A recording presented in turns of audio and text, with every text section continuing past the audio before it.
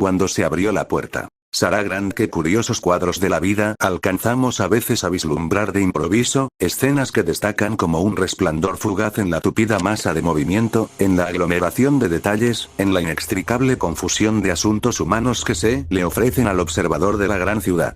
En medio del mare magnum, desde un cabriolé, desde el techo de un ómnibus, desde el andén de una estación del metropolitano en el interior de un vagón que se detiene un minuto, desde la acera en el interior de un coche atascado en el tráfico, de día y de noche, salidos de la rutina, de las actividades habituales que la gente desempeña con el humor y las frases normales y corrientes que se entretejen en el curso de una vida sana, saltan a la vista estos interludios de intensidad, inicios de episodios, trágicos, heroicos, idílicos, abyectos, o sus conclusiones, que hacen del viraje el punto crítico de una vida.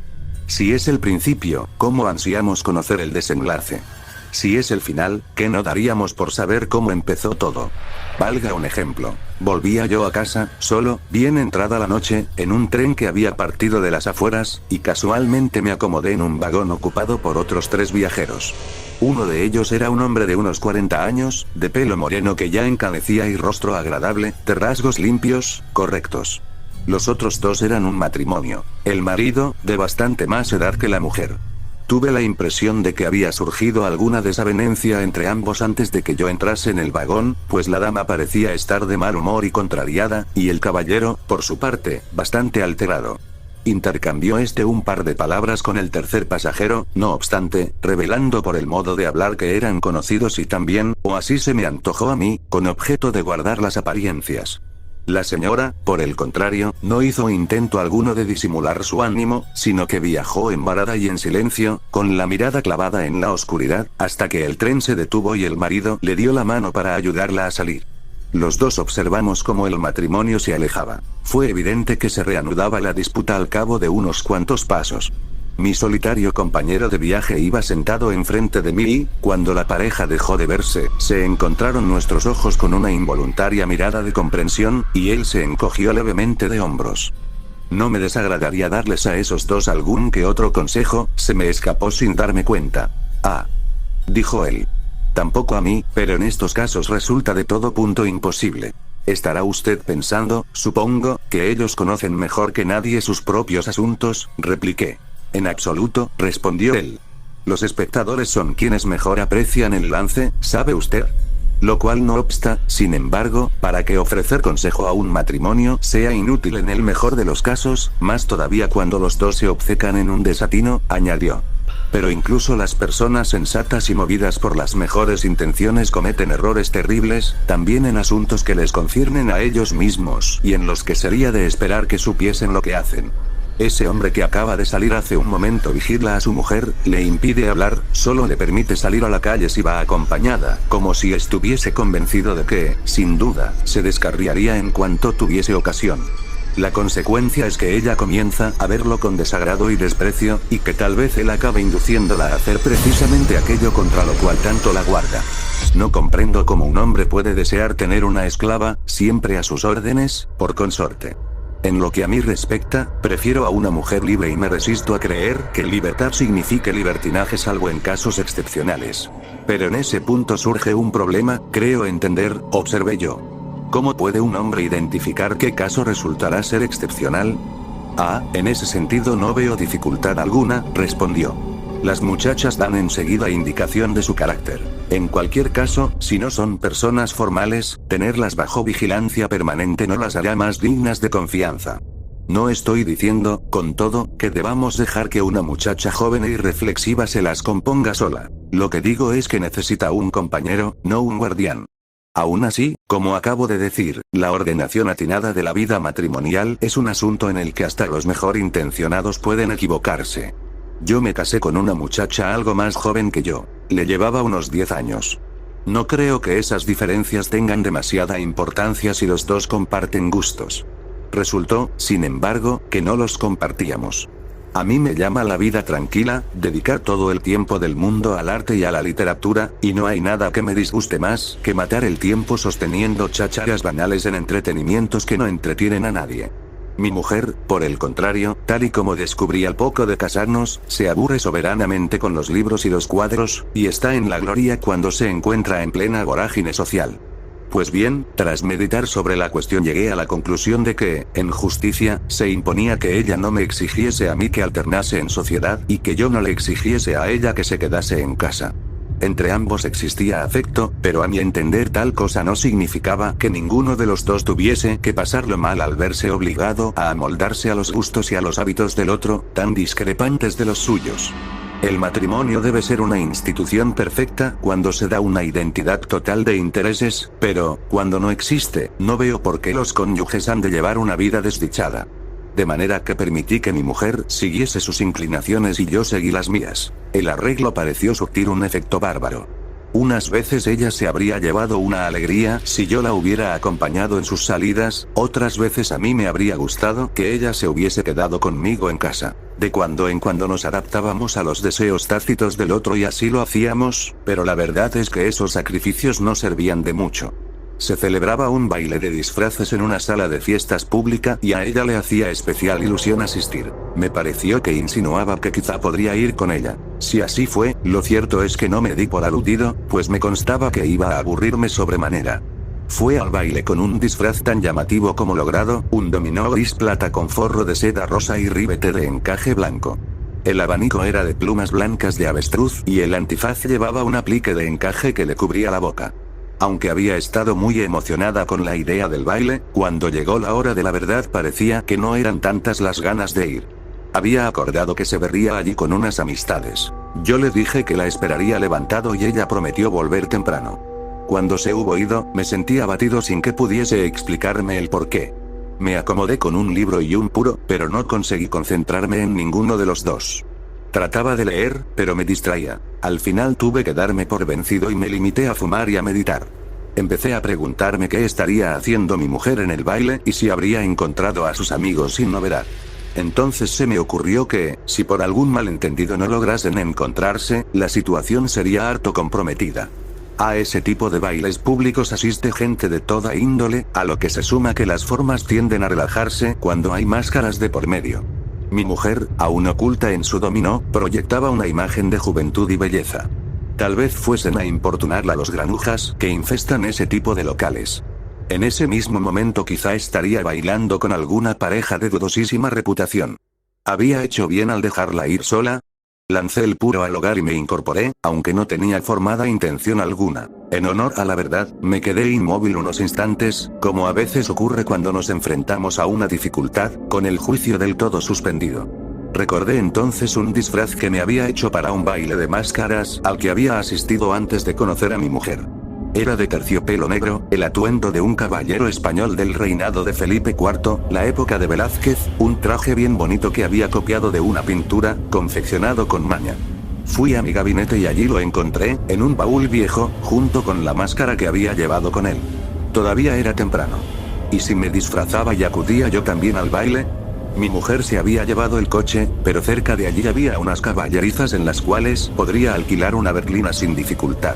Llamé al criado y lo envié a buscar una. El baile estaba animadísimo cuando llegué, pero, por enorme fortuna, prácticamente la primera persona a quien vi resultó ser mi mujer. El gris plata, el rosa claro, el encaje blanco y el abanico de avestruz formaban un disfraz muy distintivo. La reconocí al instante y me abrí paso entre el gentío para encontrarme con ella. Mas al acercarme reparé en que ella no podría reconocerme a mí.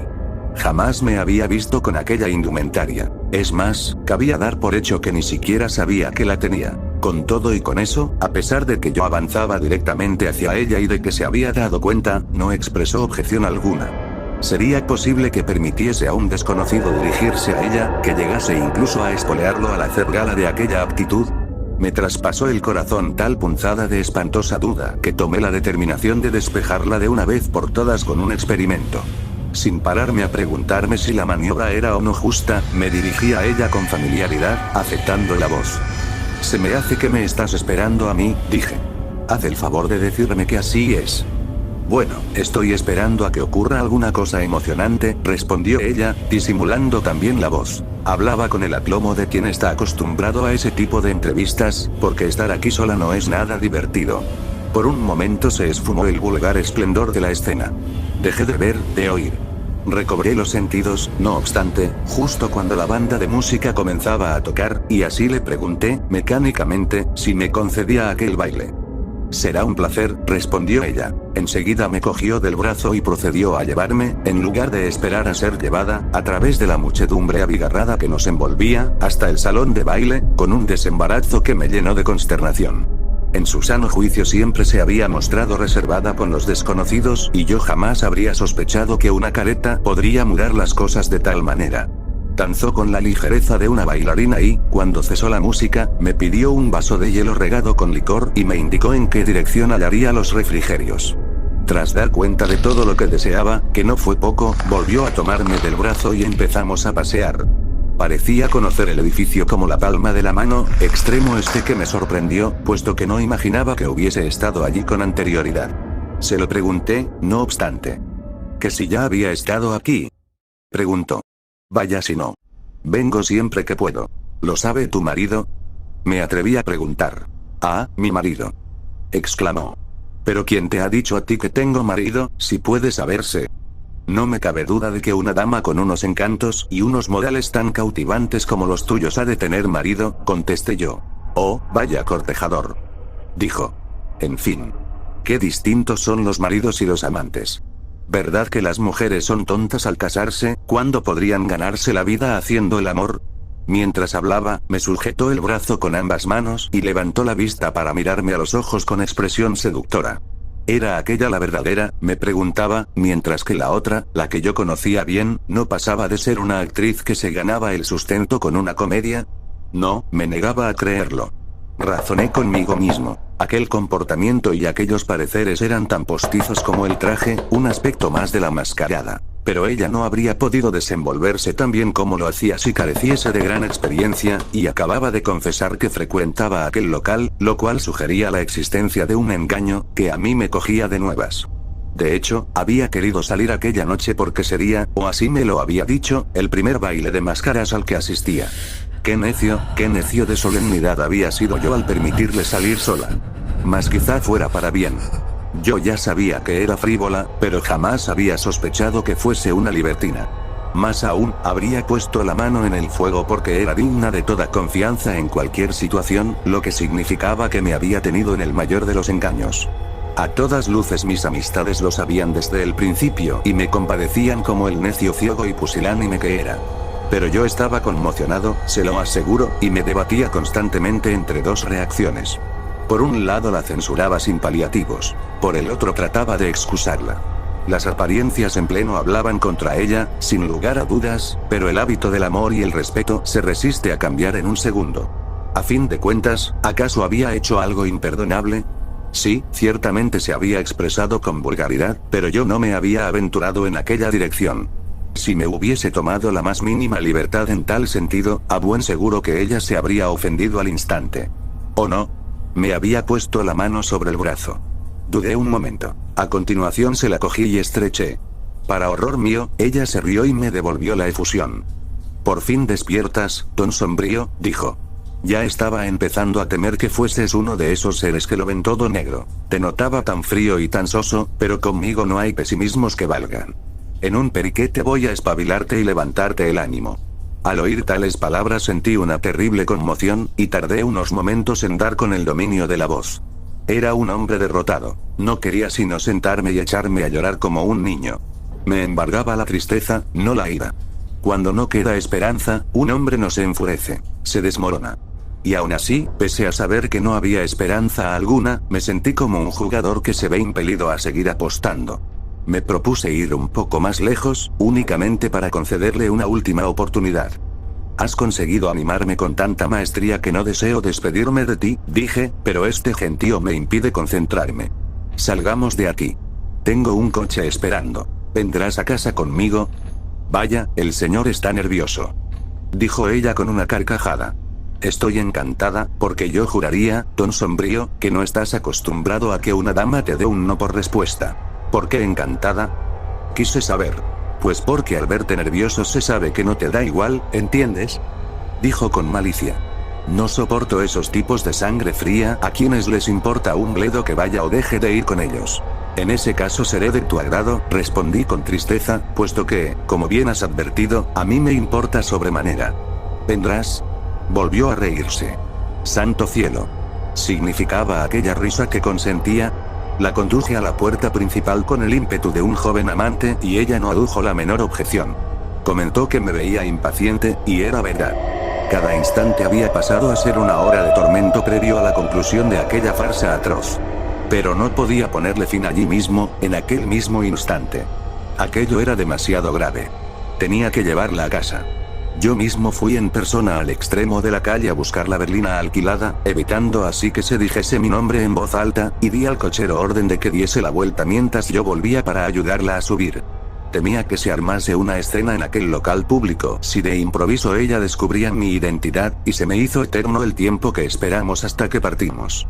Con todo, llegó el momento de salir de allí y alejarnos de la muchedumbre. Por espacio de unos minutos, sin embargo, me limité a ir sentado a su lado, incapaz de pronunciar palabra, y ella empezó a hacer nuevas bromas a propósito de mi melancolía.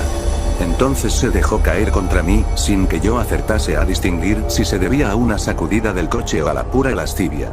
Yo la rodeé con el brazo, de todos modos, y ella no protestó. ¿Dónde vives?, preguntó cuando nos acercábamos ya a la casa. Estas calles son todas iguales y no distingo dónde estamos. Bien, lo cierto es que hemos llegado, respondí cuando el coche se detuvo. La ayudé a bajar y yo mismo abrí la puerta de la casa con mi propia llave. La luz del vestíbulo era tan tenue que tuve que llevarla de la mano escaleras arriba hasta el estudio. Estaba completamente a oscuras, pero yo llevaba cerillas en el bolsillo y con ellas encendí el gas. Me volví entonces hacia ella. Se reía con bobería por alguna cosa, pero parecía que no reconocía el lugar. Y ahora, señora mía, dije con severidad, fuera máscaras. Al momento procedió a quitarse la suya y se despojó del dominó. Yo la miré en hito, di un respingo, me desplomé en una butaca. La mujer que tenía delante de mí era una completa desconocida, una criatura de cabello teñido, ojos sombreados y mejillas pintadas, en absoluto la clase de persona con la que uno se dejaría ver en público, si en algo valorase su buen nombre, y, sin embargo, poco faltó para que me hincase de rodillas y besase la bastilla de su falda, tan grande fue mi alivio. No lo olvidaré jamás. Durante unos minutos no pude pensar, no pude reaccionar, solo pude seguir allí sentado con los ojos clavados en ella, sonriendo como un idiota. Ella se sintió halagada por aquella actitud mía, que malinterpretó como muda admiración, y adoptó, inmóvil, una pose teatral que afectaba timidez y coquetería, hasta que recobré el sentido. Mi primer pensamiento claro fue que debía deshacerme de ella cuanto antes. ¿Cómo proceder, sin embargo, para no someterla a una humillación? Traté de discurrir una excusa verosímil, pero, antes de dar con ninguna, un coche de caballos se paró delante de la puerta del piso de abajo, oí que una llave giraba en la cerradura, un susurro de seda, un paso liviano que subía la escalera. Mi mujer volvía temprano, tal como había prometido, y subía directamente al estudio. Tenía ya la mano en el picaporte Y. Cayó en ese punto y miró por la ventanilla. El tren se había detenido, pero ninguno de los dos habíamos reparado en ello en su momento. «Vaya», exclamó. «Pero si es mi estación», dijo, y bajó de un salto justo en el instante en que el tren reanudaba la marcha. No lo he vuelto a ver, no cuento con volver a encontrármelo nunca.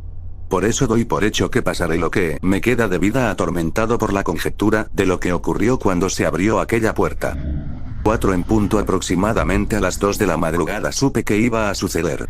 Los inmensos y negros silencios de la profundidad de la noche me lo dijeron y un grillo monstruoso que chirriaba con insistencia demasiado espantosa para carecer de significado me lo confirmó. Iba a ser a las 4 en punto. A las 4 de la madrugada, antes del alba, tal como él dijo que sería. No me lo había creído del todo, porque las profecías de los locos con ansias de venganza raramente suelen ser tomadas en serio. Además, no me sentía exactamente culpable de lo que le había ocurrido a las 4 en punto de aquella otra madrugada. Aquella terrible madrugada cuyo recuerdo no me abandonará jamás. Y cuando, al cabo, estuvo muerto y enterrado en el viejo cementerio al otro lado de la carretera que puedo ver desde las ventanas de la parte oriental de mi casa, tuve la seguridad de que su maldición no iba a cumplirse. No había visto su arcilla sin vida sepultada por descomunales paletadas de tierra mohosa. Podía no sentir la seguridad de que sus desmenuzados huesos no contaban con la fuerza suficiente para volcar sobre mí la condenación cierto día a una hora estipulada con tanta precisión. Tales, ciertamente, habían sido mis pensamientos hasta esta perturbadora noche. Noche de caos increíble, quebrantadoras certezas y portentos sin nombre. Me había retirado pronto con la fatua esperanza de poder entregar unas cuantas horas al sueño a pesar de la profecía que pesaba sobre mi cabeza. Y ya que la hora estaba al caer, hallaba más y más difícil deshacerme de los vagos presentimientos que habían permanecido siempre agazapados en los rincones de mi cerebro. Mientras las frías sábanas proporcionaban tibieza a mi cuerpo enfebrecido, no podía encontrar nada que pudiera acallar la irritante temperatura de mi mente. Pero permanecía atenta e intranquilamente en vela, probando ora esta posición ora aquella, en un esfuerzo desesperado por erradicar tajantemente aquella noción tan roedoramente pertinaz: sucederá a las 4 en punto. ¿Se debía mi desasosegada agitación a lo que me rodeaba? ¿A la fatídica localidad en la que permanecía desde hacía tantos años? ¿Por qué, me preguntaba con amargura, había permitido que tal circunstancia cerniera su filo sobre mí, especialmente esta noche destacada entre todas las restantes, en esta casa tan llena de recuerdos y esta habitación saturada de reminiscencias, cuyas ventanas dan a la solitaria carretera y al viejo cementerio municipal? Para los ojos de mi memoria, todos los detalles de aquella necrópolis alejada de la inmodestia se alzaba ante mí. Su blanca tapia, sus fustes de granito semejantes a espectros, y los miasmas que exhalaban aquellos sobre los que se cebaban los gusanos. Por último, la fuerza de la imagen concebida condujo mi visión a profundidades más remotas y más prohibidas y vi bajo la hierba descuidada las silentes formas que exhalaban las miasmas, los calmos durmientes, las cosas podridas, las cosas que se retorcían frenéticamente dentro de los ataúdes antes de la venida del sueño y apacibles huesos en todos los estados de la corrupción, desde el esqueleto completo y coherente hasta el pestilente puñado de polvo. Lo que más envidiaba era el polvo. De pronto, un nuevo terror me atenazó cuando la fantasía me llevó a su sepulcro. No me atrevía a traspasar el umbral de aquella tumba y habría gritado de no haber existido un algo que sedujera el poder maligno que arrastraba mi visión imaginaria. Aquel algo fue una repentina ráfaga de viento, brotado de ninguna parte en mitad de la tranquila noche, que sacudió el postigo de la ventana que tenía más cerca, lo lanzó hacia atrás con enérgico envión y descubrió a mi nictalopía anímica el antiguo cementerio que descollaba espectralmente bajo una luna mañanera. Hablo de la ráfaga como de algo misericordioso, pese a saber ahora que se trataba solo de una circunstancia pasajera y burlona. Pues no bien mis ojos se habían acostumbrado al espectáculo y a la iluminación cuando me vi poseído por un presentimiento abrupto, demasiado inconfundible esta vez para considerarlo un fantasma vacuo, agüero que se levantó de entre las resplandecientes tumbas al otro lado de la carretera. Tras haber mirado con aprensión instintiva hacia el lugar donde él yacía convertido en polvo, imagen separada de mis ojos por el marco de la ventana, percibí con agitación la proximidad de un algo que fluía amenazante de aquella dirección inequívoca. Vaga, vaporosa, informe masa de sustancia blanquigris, sustancia de espíritu empero, apagada y tenue y sin embargo creando y aumentando en todo momento una potencialidad espantosa y cataclísmica. Hice lo que pude por alejarlo como un fenómeno meteorológico natural, pero mientras lo hacía su hórrido, portentoso y deliberado carácter hizo crecer en mí con redoblada fuerza nuevos escalofríos de horror y aprensión, tanto que apenas me preparé para la culminación definida, malévola y cargada de intenciones que no tardó en ocurrir. Aquella culminación, trayendo consigo una nauseabunda y simbólica anticipación del final, fue igualmente sencilla e insidiosa. El vapor se densificaba y acumulaba por momentos, acabando por adoptar un aspecto semitangible, mientras, la superficie delantera se iba convirtiendo gradualmente en algo de contorno circular y notoriamente cóncavo. Y entonces cesó su avance y quedó espectralmente inmóvil al final de la carretera. Mientras esto ocurría, temblando desmayadamente en el húmedo aire de la noche bajo aquella luna ultraterrena, vi que el aspecto de aquello no era ni más ni menos que el de la pulida y gigantesca esfera de un deforme reloj. Nefandos sucesos transcurrieron con orden demoníaco. En la parte inferior derecha de la vaporosa esfera tomó forma una negra y formidable criatura, informe y solo vista a medias, no obstante poseer 4 dedos prominentes que bailoteaban glotonamente hacia mí. Zarpas que herían a nociva fatalidad por su contorno y ubicación exactos, puesto que conformaban demasiado a las claras los odiados rasgos y llenaban demasiado inconfundiblemente la posición precisa del numeral cuarto sobre el trémulo y maldito dial. En aquel momento, la monstruosidad salió o se desgajó de la cóncava superficie del dial y comenzó a acercarse por algún inexplicable medio de locomoción. Las 4 garras, largas, delgadas, tiesas, eran tan visibles que se perfilaba en sus extremos la existencia de tentáculos desagradables y de aspecto amenazador, todos poseídos de una inteligencia vil que ganaba poco a poco una velocidad que aumentaba hasta el punto de poder percibir desde mi puesto de observación el hiriente vértigo de su movimiento. Y con horror superlativo comenzaron a llegar hasta mis oídos los sonidos crípticos y sutiles que taladraron el intenso silencio de la noche, ampliados 1.000.000 de veces y con una voz que me recordaba la abominable hora de las 4. En vano intenté cubrirme con la colcha para apagarlos. En vano intenté cubrirlos con mis alaridos. Estaba mudo y paralizado, y no obstante agonizantemente consciente de todos los colores y sonidos antinaturales que habitaban la devastadora quietud maldecida por la luna. En cierto momento quise hundir mi cabeza bajo la frazada, momento en que el chirrido del grillo que afirmaba las 4 en punto pareció reventar mi cerebro, pero no conseguí sino agravar el terror haciendo que los bramidos de la detestable criatura me zarandearan como impactos de un titánico acotillo. Luego, en tanto sacaba la cabeza de refugio tan inútil, descubrí que un aumentado diabolismo hostigaba mis ojos. Sobre la pared recién pintada de mi cuarto, como evocados por el monstruo tentacular de la tumba, una miríada de seres danzaban grotescamente ante mí, seres negros, grises, blancos, tales que solo la fantasía de los marcados por Dios podría verlos. Algunos eran de pequeñez infinitesimal, otros cubrían vastas áreas. En sus menores detalles poseían una grotesca y horrible individualidad. En términos generales conformaban en conjunto el mismo espectáculo de pesadilla, a pesar de su tamaño considerablemente variado. Por segunda vez intenté apartar aquellas anormalidades de la noche y por segunda vez me vi ahogado al fracaso. Las cosas que bailaban en la pared crecían y menguaban en magnitud, avanzando y retrocediendo a medida que recorrían el tracto de su morbosa y amenazadora medida. Y el aspecto de todos era el de algún demonio con rostro de reloj con una hora eternamente señalada, la odiosa y sentenciadora hora de las 4. Frustrado ante la tentativa de apartar aquel delirio cercador y perpetuamente móvil, miré una vez más hacia la ventana abierta y contemplé otra vez al monstruo que había venido de la tumba. Había sido horrible, indescriptible era ahora. La criatura, al principio de una sustancia indeterminada, estaba compuesto en aquel instante de un rojo y maligno fuego, y ondulaba repulsivamente sus 4 garras tentaculares, lenguas sin palabras de llama viviente. Me miraba y remiraba instalado en la negrura, furtiva, burlonamente, ya avanzando, ya retirándose. Entonces, en el tenebroso silencio, las 4 contorsionadas garras de fuego llamaron con ademán solícito a sus demoníacas y danzantes compañías de las paredes y parecieron marcar el tiempo rítmicamente a la aturdidora zarabanda hasta que el mundo se convirtió en vórtice rotatorio de trasgos que saltaban, hacían cabriolas, volaban, observaban con lujuria, insultaban, amenazaban eternos 4 en punto. De algún lugar, comenzando a retirarse y avanzar sobre el mar semejante a la esfinge y las febriles ciénagas, escuché sollozar el temprano viento de la mañana, suavemente al principio, luego más alto y más alto hasta que su carga incesante se abatió como un diluvio de horrísona y atropellante varaunda que portaba siempre la nefanda amenaza. 4 en punto, 4 en punto, 4 en punto. Creció monótonamente, pasando del apagado susurro al estruendo ensordecedor, catarata gigantesca, para alcanzar por último un punto de culminación y un inmediato descenso. Mientras se amortiguaba en la distancia, dejó en mis oídos una vibración parecida a la que se escucha cuando pasa rápidamente un tren imponderable. Esto y un terror absoluto cuya intensidad le prestaba algo de la tranquilidad de la resignación. El final está cerca.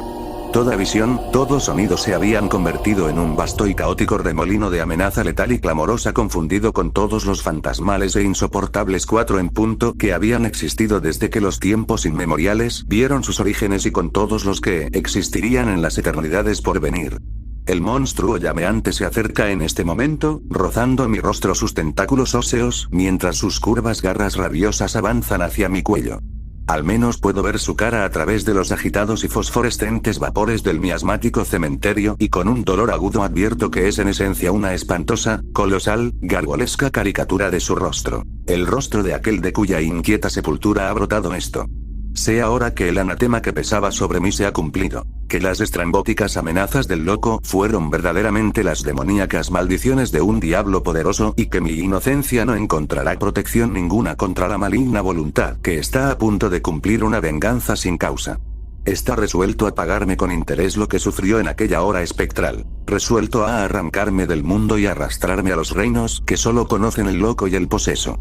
Y mientras permanezco entre las llamas del infierno y el tumulto de las feroces garras que se acercan criminalmente a mi cuello, oigo procedente de la repisa de la chimenea el débil y zumbante sonido de un reloj. Zumbido que me informa de que está a punto de sonar la hora cuya denominación fluye ahora sin cesar de la mortuoria y cavernosa garganta del monstruo graznador, burlón y traqueteante que tengo ante mí. La maldecida hora infernal de las 4 en punto. Culto secreto Argis, un comerciante en sedas cruzaba el sur de Alemania de regreso a su país tras un viaje de negocios, cuando, de repente, se le ocurrió la idea de tomar en Estrasburgo el tren de las montañas y acercarse a visitar su antiguo colegio tras una ausencia de algo más de 30 años. Este impulso fortuito del socio más joven de la firma Harris Brothers St. Paul Schuchyard proporcionaría a John Silence uno de los casos más extraños de toda su carrera, pues daba la casualidad de que, en aquel preciso momento, recorría a pie con una mochila a la espalda aquellas mismas montañas. Y aunque ambos hombres habían partido de puntos muy alejados entre sí, el caso es que los dos se dirigían a la misma posada.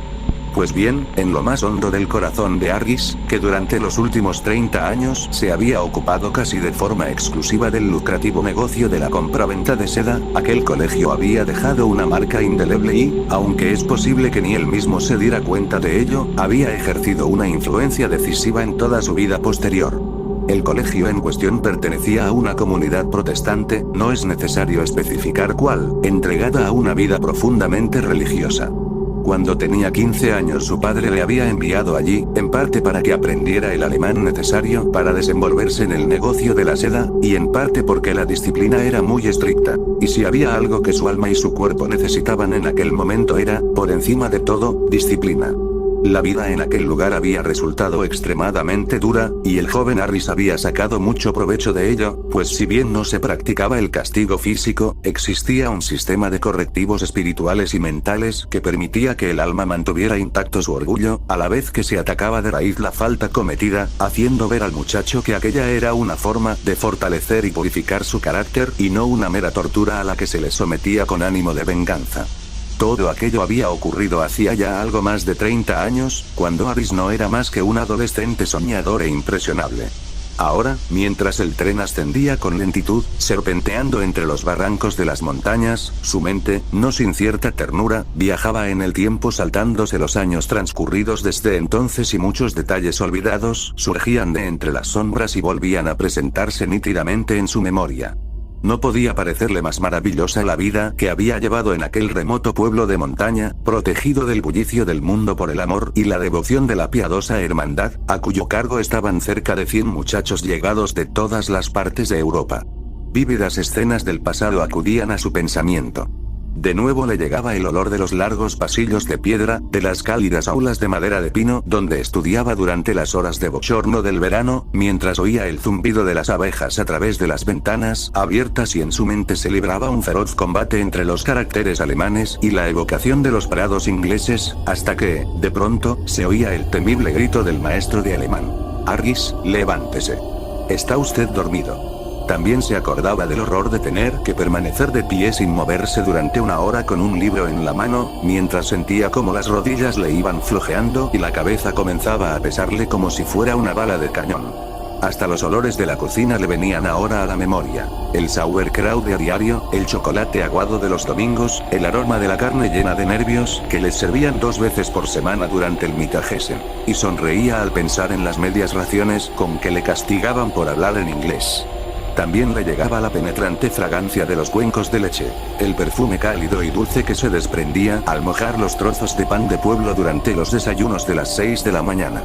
Aquel recuerdo le evocaba la imagen del enorme Speissaal donde un centenar de muchachos, vestidos con el uniforme del colegio, se sentaban a comer adormilados y en silencio, tratando de tragar a toda prisa el pan basto y la leche hirviendo, temerosos de que en cualquier momento sonara la campana que daba por finalizada la hora del desayuno. Al otro extremo de la sala, donde se sentaban los maestros, veía también la estrecha hendidura de las ventanas tras las cuales se adivinaba el cautivador paisaje de prados y bosques que rodeaba al colegio. Estas imágenes le condujeron a su vez a la gran sala del piso más alto, tan semejante a un granero, donde tenían que dormir juntos todos los alumnos en catres de madera. Vino entonces a su memoria el repicar cruel de la campana que, en las mañanas de invierno, les despertaba a las 5 de la madrugada para que bajaran al enlosado del Huachcamer, donde maestros y muchachos, tras un lavado breve y gélido, se vestían en completo silencio. Pasaba ligera su mente de unos recuerdos a otros, ofreciéndole vívidas estampas de su pasado, cuando sintió un fugaz estremecimiento al recordar cómo le había ido carcomiendo la inmensa soledad de no poder estar nunca a solas. Todo, el trabajo, las comidas, el reposo, los paseos, el ocio, se hacía en compañía de los 20 muchachos que componían su sección y siempre bajo la mirada vigilante de, por lo menos, 2 maestros. La única manera de poder estar a solas era pedir un permiso de media hora para ensayar en aquellas salas de música que parecían celdas. Aris esbozó una sonrisa al recordar el celo que ponía en sus estudios de violín. Cuando el tren se adentraba resoplando en los grandes pinares que desplegaban sobre las montañas su gigantesca alfombra de terciopelo, de las capas más gratas de su memoria comenzaron a resucitar otros recuerdos. Revivió entonces la admiración que sentía por la bondad de aquellos maestros, a quienes todos se dirigían llamándoles hermanos, y volvió a maravillarse de esa devoción que les llevaba a enclaustrarse durante años en aquel lugar que, por lo general, solo abandonaban para abrazar la vida, aún más sacrificada, de los misioneros destinados a los parajes más inhóspitos de la tierra. Una vez más pensó en aquella religiosa atmósfera de quietud que envolvía a la pequeña comunidad del bosque con un velo, protegiéndola de las asechanzas del mundo exterior. Recordó el colorido de las celebraciones de Semana Santa, Navidad y Año Nuevo, los numerosos días de fiesta y el encanto de los pequeños festejos. Se recreó especialmente en la Vescherfest, la entrega de regalos de Navidad, cuando toda la comunidad se dividía en parejas para intercambiar presentes, que a menudo llevaban semanas preparando o habían costado los ahorros de muchos días. Le vino a la mente entonces la imagen de la misa de medianoche del Año Nuevo y, subido en lo alto del púlpito, se le apareció el rostro encendido del prediger, el predicador del pueblo. Todas las celebraciones de la última noche del año, aquel hombre veía en la desierta galería del coro que se encontraba tras el órgano, los rostros de las personas que morirían en los 12 meses siguientes. Y cuando finalmente descubrió su propio rostro entre ellos, cayó en estado de éxtasis en medio del sermón y prorrumpió en un torrente de alabanzas. Los recuerdos acudían en tropel a su memoria. La imagen de aquel pequeño pueblo, que vivía en las cumbres de las montañas el sueño de una vida generosa y pura, sana y sencilla, mientras buscaba a su Dios con todo fervor y formaba a cientos de muchachos para que siguieran el buen camino, acudía a su mente con toda la fuerza de una obsesión. Volvió a sentir el viejo entusiasmo místico, más profundo que el mar y más maravilloso que las estrellas. Oyó otra vez el suspiro de los vientos, recorriendo leguas y más leguas de bosque hasta llegar a los rojos tejados iluminados por el claro de luna. Oyó también las voces de los hermanos, hablando de las cosas del más allá como si las hubieran experimentado en su propia carne. Y mientras permanecía sentado en aquel vagón, acunado por el traqueteo del tren, un espíritu de inefable añoranza se apoderó de su alma fatigada y marchita, agitando en lo más hondo de su ser un mar de emociones que creía hace tiempo congeladas. El contraste entre el joven e idealista soñador que un día fue y el hombre de negocios que era ahora, le apenaba. Sentía que el espíritu de la paz y la belleza ultramundana, que solo conoce el alma entregada a la vida contemplativa, le había rozado con la punta del hada el corazón, produciendo un misterioso movimiento en la superficie de esas aguas. Aris sintió un leve estremecimiento y se asomó por la ventana de aquel vagón, que le tenía a él por único pasajero. Hacía tiempo que el tren había dejado atrás Omberg. Allá abajo los torrentes se precipitaban por entre las rocas calizas en un tumulto de blanca espuma. Delante de él, recortándose contra el cielo, se sucedían una tras otra las cimas redondeadas de las montañas cubiertas de árboles. Era el mes de octubre y corría un aire frío y cortante en el que se mezclaban de forma exquisita el olor a leña quemada y a musgo húmedo con la sutil fragancia de los pinos. Allá arriba, entre las copas de los abetos más altos, vio asomar las primeras estrellas en un cielo raso con el mismo tono amatista pálido que parecía envolver todos aquellos recuerdos que le venían a la mente. Se arrellanó en su asiento y dejó escapar un suspiro. La vida le había endurecido y hacía muchos años que no sabía lo que era tener sentimientos. Era un gran hombre, se requería mucho esfuerzo para conmoverle, tanto física como emocionalmente. Sin embargo, a diferencia de lo que suele ser habitual, el sueño de Dios que alienta en el alma de los jóvenes, a pesar de la inmundicia acumulada en la lucha por ganarse la vida, no se encontraba en su caso completamente extinguido. Regresaba ahora a aquel filón abandonado durante años, donde tanto oro puro se había ido amontonado sin que nadie lo tocara, con el ánimo agitado por todas aquellas emociones pseudo-espirituales. Y a medida que veía acercarse las cumbres de las montañas y olía los olvidados aromas de la infancia, algo se iba derritiendo en la superficie de su alma, haciendo que recobrara un grado de sensibilidad que no había tenido desde que, hacía más de 30 años, vivió en aquel lugar con sus sueños, sus conflictos y las penas propias de la juventud. Aris tembló de emoción cuando el tren se detuvo con una sacudida y vio, sobre el edificio de piedra gris, el nombre de aquella diminuta estación escrito con letras negras, y debajo, la altitud expresada en metros sobre el nivel del mar. El punto más alto de la línea. Exclamó. ¡Qué bien lo recuerdo! Somerau, el Prado del Estío. La próxima estación ya es la mía. Cuando el tren, tras cortar el vapor, comenzó a descender con los frenos echados, sacó la cabeza por la ventana y, a la luz del crepúsculo, se puso a identificar uno por uno todos aquellos viejos lugares que le resultaban tan familiares. Le devolvían la mirada como si fueran personas muertas salidas de un sueño. Un sentimiento extraño e intenso, dulce y doloroso a la vez, palpitaba en su corazón. Ahí está el camino por el que solíamos dar tantos paseos a pleno sol, con dos hermanos siempre pegados a nosotros, pensó, y eso de ahí, Dios mío, es el desvío que conduce a través del bosque hasta Diegalgen, el patíbulo de piedra donde antiguamente ahorcaban a las brujas. Y ese es el bosquecillo que se llenaba de lirios de los valles por primavera. Y juraría que ese es. Con un súbito impulso sacó un poco más la cabeza por la ventana. Sí, es el claro donde estuve con aquel muchacho francés, Cálame, persiguiendo a una golondrina, y después el hermano Pagel nos castigó a medias raciones por habernos salido del camino sin permiso y haber soltado unos gritos en nuestros idiomas. Se le escapó de nuevo una risa, mientras un torrente de recuerdos inundaba su mente de vívidos detalles. Al llegar a su destino, Aris bajó del tren y se quedó un rato parado en el andén de grava gris, como si estuviera viviendo un sueño. Le parecía que había pasado casi un siglo desde la última vez que había estado allí, con todo su equipaje metido en unas cajas de cartón atadas con cordeles, esperando el tren que le llevaría a Estrasburgo para, finalmente, regresar a su hogar tras 2 años de exilio. El reloj del tiempo parecía haberse parado y volvía a sentirse un niño. La única diferencia era que ahora las cosas le parecían más pequeñas de como las recordaba. Todo parecía haber menguado y encogido y las distancias se habían reducido de escala. Cruzó la carretera y se dirigió a la pequeña Gasthaus. Los rostros y las figuras de sus antiguos compañeros de colegio, alemanes, suizos, italianos, franceses, rusos, surgían de entre los árboles del bosque y le acompañaban en silencio. Flotaban en torno suyo, mirándole a los ojos con un semblante inquisitivo y triste. Pero no conseguía recordar sus nombres. También venían con ellos algunos de los hermanos, y de los nombres de muchos de ellos sí que se acordaba. El hermano Rost, el hermano Pagel, el hermano Schliemann.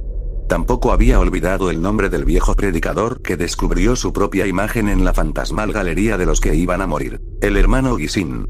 La oscuridad del bosque le cercaba como un mar cuyas olas de terciopelo podían encresparse en cualquier momento y anegar la escena, arrastrando consigo los rostros de los que le acompañaban.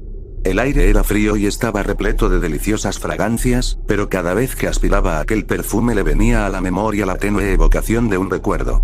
A pesar del inevitable pozo de tristeza que iba unido a aquella experiencia, todo le resultaba muy interesante y le producía una curiosa sensación de placer. De modo que cuando tomó una habitación en la posada y encargó la cena, se sintió muy satisfecho de sí mismo y se hizo el firme propósito de dar un paseo hasta su viejo colegio esa misma noche. El colegio estaba justo en el centro del pueblo, que se encontraba a unas 4 millas de distancia atravesando el bosque. Fue entonces cuando recordó que aquel lugar era un pequeño enclave protestante situado en medio de una región mayoritariamente católica. Las ermitas y los crucifijos rodeaban aquel claro del bosque como si fueran los centinelas de un ejército sitiador. Una vez que se dejaba atrás la plaza del pueblo, alrededor de la cual se desplegaban unos cuantos acres de prados y huertos, las prietas falanges de pinos se sucedían una tras otra y, justo en el lindero de aquel bosque, empezaba el territorio donde ejercían su autoridad los sacerdotes de otra confesión. Recordaba vagamente que, en algunas ocasiones, los católicos habían mostrado cierta animosidad contra aquel pequeño oasis protestante que florecía en paz y benevolencia en medio de sus dominios. Aris tenía todo aquello bastante olvidado. Qué mezquino le parecía ahora, con su amplia experiencia de la vida y el conocimiento que tenía de otros países y del gran mundo. Era como si hubiera retrocedido 300 años en el tiempo en vez de 30. A la hora de la cena solo había otros 2 huéspedes en el comedor. Uno de ellos era un hombre de mediana edad, con barba, y vestido con un traje de tweed, que se sentaba solo en un extremo de la mesa. Harris, al darse cuenta de que era inglés, procuró mantenerse alejado de él. Temía que su presencia allí estuviera relacionada con algún asunto de negocios, incluso con el negocio de la seda, y que quizá estuviera interesado en charlar un rato sobre el tema. El otro huésped era un cura católico. Se trataba de un hombre de pequeña estatura que comía la ensalada con cuchillo, aunque lo hacía con tal delicadeza que no llegaba a resultar molesto. Fue precisamente la visión de aquel clérigo la que le trajo a la memoria el antiguo antagonismo. Cuando Harris, para sacar tema de conversación, le habló de los motivos que le habían llevado a emprender aquel viaje sentimental, el cura alzó la vista, enarcó las cejas, y se le quedó mirando con una expresión de sorpresa y recelo que, por alguna razón, consiguió que se sintiera herido en su orgullo. Harris atribuyó aquella expresión a la diferencia de credos que existía entre ellos. Sí, prosiguió el comerciante en sedas, encantado de poder hablar del tema que acaparaba todos sus pensamientos. Para un muchacho inglés verse de repente en una escuela rodeado de 100 extranjeros fue una experiencia muy extraña. Me acuerdo muy bien de la soledad y la insoportable eimue que me produjo al principio. Hablaba un alemán muy fluido. El cura, que estaba sentado frente a él, alzó la vista del plato de ensalada y sonrió. Tenía un rostro agradable. Le explicó, en voz baja, que se encontraba allí de paso y que estaba haciendo un recorrido por las parroquias de Württemberg y Baden. La vida allí era dura, añadió Harris. Recuerdo que los chicos ingleses decíamos que era Gefängnisleben, una vida carcelaria. Por alguna razón inexplicable, la mirada del cura se ensombreció. Tras una breve pausa, y más por cortesía que por deseo de seguir hablando de aquel tema, dijo en voz baja. Sí, aquella fue la mejor época del colegio. Después, según tengo entendido. Se encogió ligeramente de hombros y aquella mirada extraña, casi de alarma, volvió a dibujarse en su semblante. Dejó la frase sin terminar. Harris percibió en su voz algo que le pareció completamente fuera de lugar, un tono raro, como de reproche. No pudo evitar sentirse molesto. ¿Cómo, qué ha cambiado?, preguntó.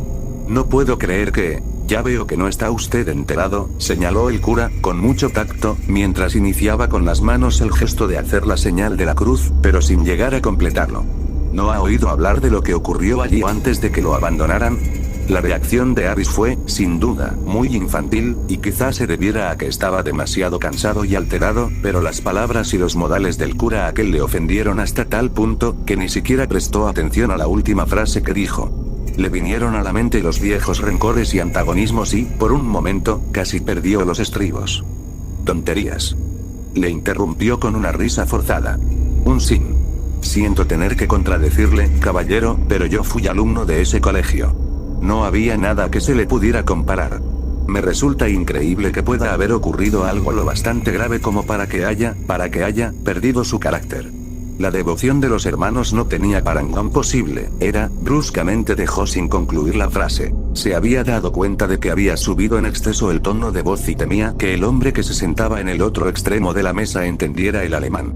En ese mismo instante, alzó la vista y se encontró con la mirada fija de los ojos de aquel tipo. Tenían un brillo muy especial. Eran unos ojos fascinantes y, sin que alcanzara muy bien a explicárselo, le pareció adivinar en aquella mirada una expresión de reproche y de advertencia. El rostro de aquel desconocido le impresionó vivamente. Por primera vez se percató de que era uno de esos rostros en cuya presencia se procura no decir o hacer nada que resulte impropio. No entendía cómo no le había llamado antes la atención. En cualquier caso, Harris lamentó no haberse mordido la lengua en vez de dejarse llevar por su apasionamiento. El cura no volvió a dirigirle la palabra. Tan solo en una ocasión, tras alzar la mirada, dijo como hablando para sí, pero con la clara intención de que se le oyera. Lo encontrará cambiado. Y al momento se levantó de la mesa, hizo una inclinación dirigida a los 2 huéspedes y se retiró. Al otro extremo de la mesa el hombre del traje de tweed también se levantó, y Harris se quedó solo en el comedor. Permaneció un rato en aquella sala en penumbra, bebiendo el café a pequeños sorbos y fumando un buen puro, hasta que apareció la doncella para encender las lámparas de aceite. Estaba enfadado consigo mismo por haber dejado a un lado sus buenos modales, aunque no llegaba a explicarse por qué había ocurrido. Pensó que seguramente le había molestado que el cura, aún sin querer, hubiera introducido una nota discordante en el carácter placentero de sus sueños. Más adelante tendría que buscar la ocasión de pedirle disculpas, pero, de momento, estaba demasiado impaciente por dar un paseo hasta su viejo colegio y, tras tomar su bastón y su sombrero, salió de la casa de huéspedes. Al cruzar por delante de la guest house, vio al cura y al hombre del traje de tweed. Estaban tan enfrascados en su conversación que apenas si se fijaron en él cuando pasó a su lado y se descubrió para saludarles. Emprendió la marcha a buen paso. Recordaba perfectamente el camino y tenía la esperanza de llegar al pueblo a tiempo de charlar un rato con alguno de los hermanos. A lo mejor hasta le invitaban a tomar una taza de café. Estaba seguro de que sería bien recibido y, una vez más, los viejos recuerdos se apoderaron de él. No había ninguna prisa en volver, podía regresar a la hora que quisiera. Serían un poco pasadas las 7, y el temprano anochecer del mes de octubre venía acompañado de un aire frío que parecía brotar de los lugares más recónditos del bosque. Nada más cruzar el claro donde se encontraba la estación de tren, el camino comenzaba a hundirse en la espesura y, al cabo de pocos minutos, Harris avanzaba ya rodeado por todas partes de árboles. El sonido de sus botas moría al chocar contra aquellos millones de abetos en prieta formación sin devolverle ningún eco. Reinaba una oscuridad casi completa que a duras penas permitía distinguir el tronco de un árbol del de otro. Caminaba con paso rápido, impulsándose con el balanceo de su bastón de madera de acebo. En una o dos ocasiones se cruzó con campesinos que regresaban a sus casas. El sonido gutural de su saludo, Grusgot, que hacía tanto que no escuchaba, contribuía a poner de relieve el paso del tiempo y, a la vez, le hacía sentir que nada había cambiado.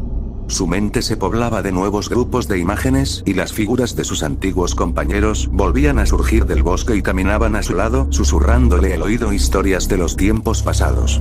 Los ensueños se sucedían unos a otros sin interrupción. Conocía cada curva del camino, cada claro del bosque y, a su vez, todos y cada uno de ellos, hacían que los viejos recuerdos cobraran vida. Estaba disfrutando intensamente de aquel paseo. Proseguía su marcha sin detenerse ni un momento. Al salir la luna, el fino polvo dorado que cubría el cielo desapareció y un viento de un tenue color plateado se fue extendiendo silencioso entre la tierra y las estrellas. Se fijó en el resplandor de las copas de las abetos y escuchó cómo susurraban cuando la brisa mecía sus afiladas hojas en dirección a la luz. El dulzor del aire de montaña era embriagador. El camino brillaba como la espuma de un río que corriera entre tinieblas. Las mariposas nocturnas revoloteaban por doquier como pensamientos silenciosos que se cruzaran en su camino y, desde las cavernas del bosque, cientos de aromas saltaban la barrera de los años para darle la bienvenida. Entonces, cuando menos lo esperaba, los árboles desaparecieron bruscamente de ambos lados del camino y se encontró al borde del claro del pueblo. Aceleró el paso. Allí estaban las siluetas de las mismas casas de siempre, bañadas de una capa de luz plateada. También los árboles de la placita central, con su fuente y sus pequeñas alfombras de césped. Allí se alzaba la figura de la iglesia junto al Gasthof der Brudergemeinde. Y al divisar un poco más allá, elevándose oscuramente hacia el cielo, la imponente mole del edificio del colegio, sintió un escalofrío. Como una fortaleza, cúbica y formidable, emergía frente a él, surcada por las profundas sombras del claro de luna, tras un silencio de más de un cuarto de siglo. Cruzó rápidamente la calle desierta del pueblo y se paró junto a la sombra que proyectaba el edificio para contemplar aquellos muros que, en tiempos, le tuvieron preso durante 2 años ininterrumpidos de disciplina y de nostalgia del lejano hogar. En su mente se agolpaban las imágenes y los recuerdos. En aquel lugar se concentraban las sensaciones más intensas de su juventud, pues era allí donde había empezado a vivir y a aprender el valor de las cosas. Ni un solo paso rompía el silencio, aunque tras las ventanas de muchas de las casas se distinguía un parpadeo de luces. Sin embargo, al alzar la vista hacia los altos muros envueltos en sombras, no le costó nada imaginarse que un tumulto de rostros conocidos se apretujaban en las ventanas para darle la bienvenida. Ventanas cerradas que, en realidad, tan solo reflejaban la luz de la luna y el resplandor de las estrellas. Aquí estaba, por fin, el viejo edificio del colegio, aislado del mundo tras sus 4 muros. Con los postigos cerrados, la empinada cubierta de tejas y sus aguzados pararrayos apuntando al cielo desde sus 4 esquinas cual negras garras. Se quedó un buen rato mirando ensimismado y, de pronto, advirtió con alegría que aún había luz en las ventanas del Bruderstube. Abandonó el camino y atravesó la verja.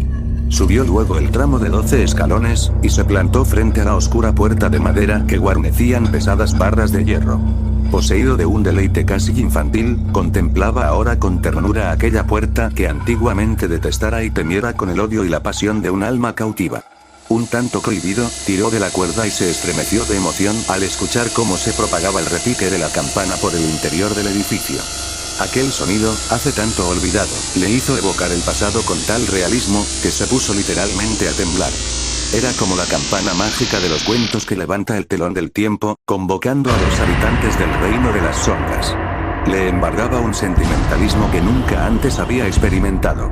Era como volver a ser joven. Pero, a la vez, comenzaba a formarse una imagen falaz de su propia valía. Al fin y al cabo era todo un personaje que venía de un mundo donde lo que contaba era la acción y la lucha. ¿Acaso no causaría una gran impresión en aquella pequeña comunidad entregada a sus sueños de paz? Probaré de nuevo, pensó, tras una larga pausa, y volvió a tomar la cuerda de la campana. Se disponía ya a tirar de ella, cuando oyó pasos que se acercaban por el pasillo de piedra. Un instante después la enorme puerta se abría pesadamente. Un hombre alto, de semblante adusto, se encontraba frente a él mirándole en silencio. Le ruego que me disculpe, ya sé que es un poco tarde, dijo con un tono un tanto afectado, pero soy un antiguo alumno de la escuela. Acabo de llegar y no he podido resistir la tentación. Tenía tanto interés, estuve aquí en el 70. Su alemán no le salía tan fluido como de costumbre. Entonces, aquel hombre abrió más la puerta, y haciendo una reverencia, le invitó a pasar con una sonrisa que indicaba a las claras que era bienvenido. Soy el hermano Kalkman, dijo con voz grave en un tono muy bajo. Precisamente yo fui maestro en la escuela por aquellos años. Siempre es un placer recibir a un antiguo alumno. Durante unos segundos le miró con gran atención y después añadió, además creo que ha hecho usted muy bien en venir, pero que muy bien. Para mí es un auténtico placer, respondió Harris encantado con el recibimiento. Aquel pasillo, pavimentado de losas grises y envuelto en penumbra, donde resonaba el eco tan familiar de una voz alemana, con la peculiar entonación que ponían los hermanos al hablar, le hacía flotar en la atmósfera de ensueño de unos días hace tiempo olvidados. Entró muy a gusto en el edificio, y el atronador ruido de la puerta al cerrarse, que también recordaba, acabó de redondear la perfecta reconstrucción del pasado. Casi volvió a experimentar la vieja sensación de encarcelamiento, de dolorosa nostalgia, de haber perdido la libertad. A Harry se le escapó sin querer un suspiro y se volvió hacia su anfitrión, que tras devolverle levemente la sonrisa que le había dirigido, comenzó a abrir la marcha a lo largo del pasillo. Los muchachos ya se han recogido, le explicó. Como recordará, aquí nos acostamos temprano. Pero confío que al menos se una a nosotros un momento en la Bruderstube para tomar una taza de café. Eso era justo lo que esperaba el comerciante en sedas, que trató de atenuar la excesiva presteza en aceptar la invitación, adornándola con sus mejores modales. Y mañana, prosiguió el hermano, tiene usted que volver y pasar todo un día con nosotros. Puede incluso que encuentre a algún viejo conocido. Varios alumnos de su promoción han vuelto a la escuela como maestros. Durante una fracción de segundo, cruzó por los ojos de aquel hombre una mirada que hizo que el visitante se sobresaltara. Pero fue visto y no visto. Era algo indefinible. Harry se convenció de que todo se debía a una sombra proyectada por una de las lámparas del muro, delante de la cual acababan de pasar, y se lo quitó de la cabeza. Le agradezco enormemente su amabilidad, dijo con cortesía. No se imagina usted el placer que me causa volver a visitar este lugar. Se paró justo delante de una puerta con una mampara de cristal y trató de escudriñar lo que había en su interior. Seguro que esta es una de las salas de música donde yo solía hacer prácticas de violín. Qué bien lo recuerdo a pesar de los años que han pasado. El hermano Kalkman, con una sonrisa benévola, se detuvo para que su invitado pudiera echar una ojeada. ¿Siguen teniendo la orquesta de muchachos? Me acuerdo de que yo tocaba el Fueitegeige con ella. El hermano Schliemann dirigía desde el piano. Caray. Es como si lo estuviera viendo ahora mismo, con su larga melena negra y griega. Dejó sin concluir la frase con brusquedad. De nuevo había visto cruzar por el adusto semblante de su compañero aquella mirada rara y sombría que, por un instante, le había resultado extrañamente familiar. Sí, aún seguimos con la orquesta de muchachos, dijo, pero siento decirle que el hermano Schliemann, titubeó un momento y luego añadió, el hermano Schliemann falleció. Entiendo, se apresuró a decir Harris. No sabe cuánto lo siento. un tanto inquieto, pero no sabía si atribuirlo a la noticia del fallecimiento de su antiguo profesor de música o a alguna otra cosa. Echó una mirada al fondo del largo pasillo que se perdía entre sombras. En la calle y en el pueblo todo le había parecido mucho más pequeño de como él lo recordaba, pero aquí, dentro del edificio del colegio, todo le parecía mucho más grande. La altura y la longitud del pasillo, su dimensión y su amplitud no se correspondían con la imagen mental que había conservado de él. Sus pensamientos vagaron soñadores por un instante. Alzó los ojos y vio el rostro del hermano, que le observaba con una sonrisa de paciente indulgencia. «¿Está usted poseído por los recuerdos?», le comentó con tono amable. Su mirada adusta había adquirido ahora una expresión casi compasiva. «Tiene usted razón», respondió el hombre de las sedas. En cierto modo, aquella fue la etapa más importante de toda mi vida. Aunque entonces la odiara, vaciló antes de proseguir, no quería herir los sentimientos del hermano. Según los criterios ingleses resultaría estricto, claro, dijo con un tono comprensivo que animó a Harris a continuar. Sí, en parte era eso, y en parte la incesante nostalgia y la sensación de soledad que producía el hecho de no poder estar nunca verdaderamente a solas. Ya sabe que en los colegios ingleses los muchachos gozan de mucha mayor libertad. Se fijó que el hermano Kalkman le escuchaba con mucha atención. Sin embargo, dejó en mí una huella que no me ha abandonado en toda mi vida, dijo con cierto pudor, y por la que siempre le estaré agradecido. Ach. Uy, eso, Den. Aquel sufrimiento constante que sentía en mi interior hizo que me sumergiera en la vida religiosa que practicaban ustedes hasta tal punto, que todas las energías de mi ser parecían proyectarse hacia la búsqueda de una satisfacción más profunda, de un lugar donde el alma pudiera por fin encontrar la paz. Durante los 2 años que estuve aquí ansié acercarme a Dios, seguramente de una forma un tanto infantil, pero con una intensidad con la que no he vuelto a desear ninguna otra cosa. Es más, nunca he llegado a perder del todo la sensación de paz y de alegría interior que acompañaban a esa búsqueda. Nunca podré olvidar este colegio y las profundas enseñanzas que en él aprendí. Hizo una pausa al terminar su largo discurso y, durante un instante, se hizo el silencio entre los dos. Harris temía haber hablado demasiado y no haberse expresado correctamente en aquella lengua extranjera, y cuando el hermano Kalkman posó una mano sobre su hombro, no pudo evitar darle un respingo. Sí, es posible que esté demasiado poseído por mis recuerdos, añadió a modo de disculpa, pero este pasillo tan largo, las aulas, la lúgubre puerta de entrada con sus barrotes, en fin, todo esto me toca una fibra sensible que, no le venían las palabras alemanas. Lanzó una mirada a su compañero, y con una sonrisa y un gesto trató de explicar lo que sentía. Sin embargo, el hermano ya había retirado la mano del hombro de Harris y ahora estaba de espaldas mirando hacia el fondo del pasillo. Claro, dijo el hermano apresuradamente, sin darse la vuelta. Es ist doch selbstverständlich. Todos nos hacemos cargo. Luego se volvió, y Harris percibió en su semblante una expresión siniestra que le produjo una sensación muy desagradable. Puede que fueran de nuevo los juegos de sombras de las dichosas lámparas de aceite, pues al volver sobre sus pasos por el pasillo, aquella expresión tétrica desapareció al instante. No obstante, el inglés se quedó con la impresión de haber dicho algo que había molestado al hermano, algo que no había sido de su agrado. Se pararon frente a la puerta del Bruderstube.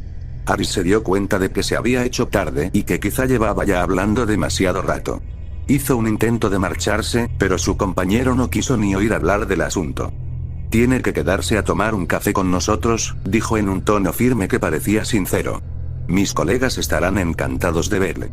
Incluso puede que alguno de ellos se acuerde de usted». A través de la puerta llegaba el sonido de las voces de varios hombres en animada conversación. El hermano Kalkman hizo girar el picaporte y entraron en aquella habitación inundada de luz y repleta de personas. «Disculpe, ¿su nombre era?», susurró el hermano, a la vez que agachaba la cabeza para oír mejor la respuesta. «Creo que todavía no me ha dicho cómo se llama». «Harris», dijo el inglés rápidamente mientras entraba. Cruzar aquel umbral le ponía nervioso, pero atribuyó aquella fugaz inquietud al hecho de estar transgrediendo la norma más. El cuento del padre Meuron. El padre Meuron estuvo voluble durante la cena del sábado. Exclamaba. Hacía ademanes. Sus ojos negros centelleaban sobre sus mejillas. Nunca había visto sus cabellos tan erizados.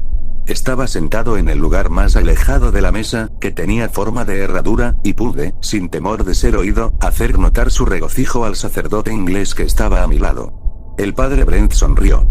«Está ebrio de Gloire», dijo. A él le toca referir un cuento esta noche. Eso lo explicaba todo. Sin embargo, yo no tenía gran interés en oír su relato. Abrigaba la convicción de que estaría lleno de oropel y de doncellas que se desmayaban y terminaban sus días en un convento, bajo la dirección espiritual del padre Meurón. Cuando él ascendió a la tribuna, busqué un rincón penumbroso, un tanto apartado del semicírculo, donde podría quedarme dormido sin provocar comentarios. Pero la narración me tomó desprevenido. Cuando ocupamos nuestros sitios, y la pipa de Monseñor estuvo encendida, y el propio Monseñor estirado en su silla plegadiza, el francés comenzó su historia. La relató en su propio idioma, pero trataré de darles una versión tan fiel como sea posible. Mi contribución a la serie de relatos, comenzó, sentado en el sillón de respaldo recto, en el centro del círculo, es una historia de exorcismo.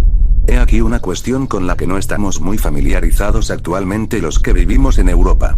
Diríase que la gracia tiene cierta facultad, acumulada en el transcurso de los siglos, de saturar con su fuerza aún a los objetos del mundo físico. Aún en mi país, en este momento, a pesar de la apostasía que se ha extendido ampliamente y del culto de Satanás, la gracia palpita en el aire. Y en efecto, rara vez sucede que un sacerdote tenga que lidiar con un caso de posesión demoníaca. En vuestra respetable Inglaterra también ocurre lo mismo. La piedad sencilla de los protestantes ha mantenido vivo, en cierta medida, el vigor del Evangelio. Aquí, en Italia, las cosas son distintas. Las viejas potestades han sobrevivido al asalto cristiano, y si bien no pueden vivir en la Santa Roma, hay rincones donde perduran. Desde mi lugar vi que el padre Bianchi miraba furtivamente al narrador, y creí leer en esa mirada un involuntario asentimiento. Sin embargo, prosiguió el francés, desdeñando encauzar por ahí su relato, mi historia no acontece en este continente, sino en la isla de la Soufriere. Cuando yo estuve en la isla, el año 1891, era un baluarte de las tinieblas.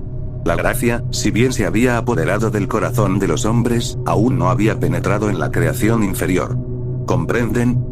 Había muchas santas personas a quienes conocía, que frecuentaban los sacramentos y vivían devotamente, pero no todos eran de esa índole. Los antiguos ritos sobrevivían secretamente entre los vulgares, y las tinieblas, como diré, la oscuridad se corporizaba. No obstante, para los fines de mi relato, el sacerdote buscó posición más cómoda en su asiento y juntó los dedos como si fueran instrumentos preciosos. Se divertía enormemente, y yo comprendí que estaba preparándose para una revelación. Fue en 1891, repitió, cuando fui allí, a ocupar, con otro de nuestros padres, la casa misional. No les fastidiaré, caballeros, con el relato de nuestra llegada, aunque muchas de las cosas que vi me causaron asombro. Hasta aquel momento nunca me había parecido tan evidente el poder de los sacramentos.